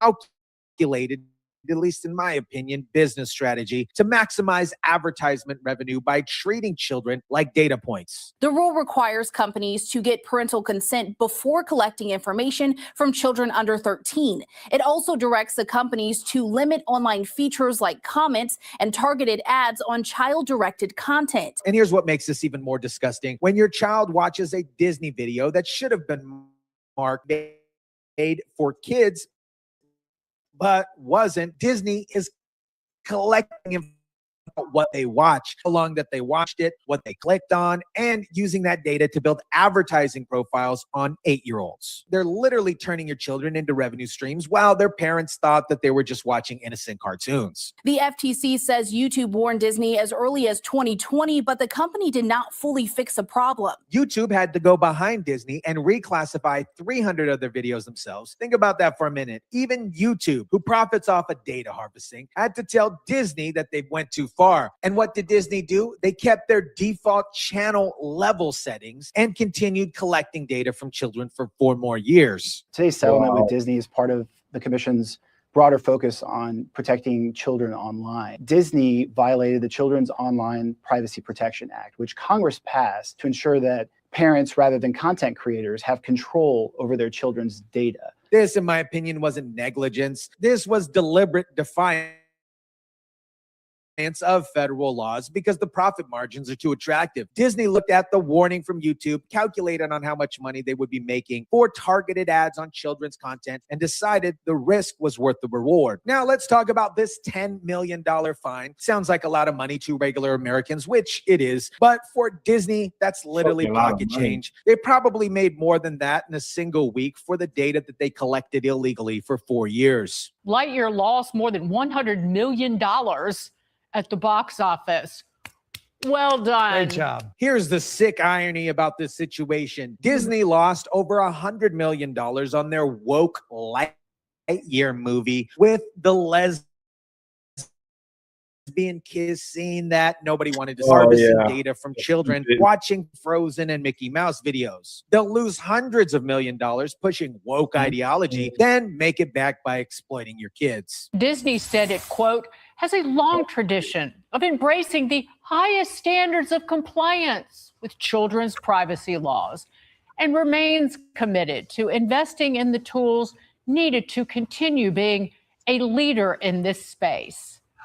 They got busted and had to pay. And get this, the settlement doesn't require Disney to delete the data they already collected illegally. So they get to keep all the information they stole from children. That's not justice. That is a business transaction. They're essentially buying a retroactive license to have violated your child's privacy for 4 years. By marking these videos as general audience instead of made for kids, Disney exposed children to features that should have been blocked. Under the settlement, Disney will pay $10 million, notify parents, obtain consent before collecting data, and check whether YouTube videos should be marked for kids. Kids watching Frozen videos were getting unrestricted autoplay loops that led them to non-child directed content and targeting advertisement based on their viewers' behavior. Your 8-year-old daughter watches a Moana clip and suddenly she's being algorithmically pushed into content that wasn't designed for children, all because Disney wanted to maximize their ad revenue. This is the same company that lectures parents about inclusion and representation while secretly funneling children into content ecosystems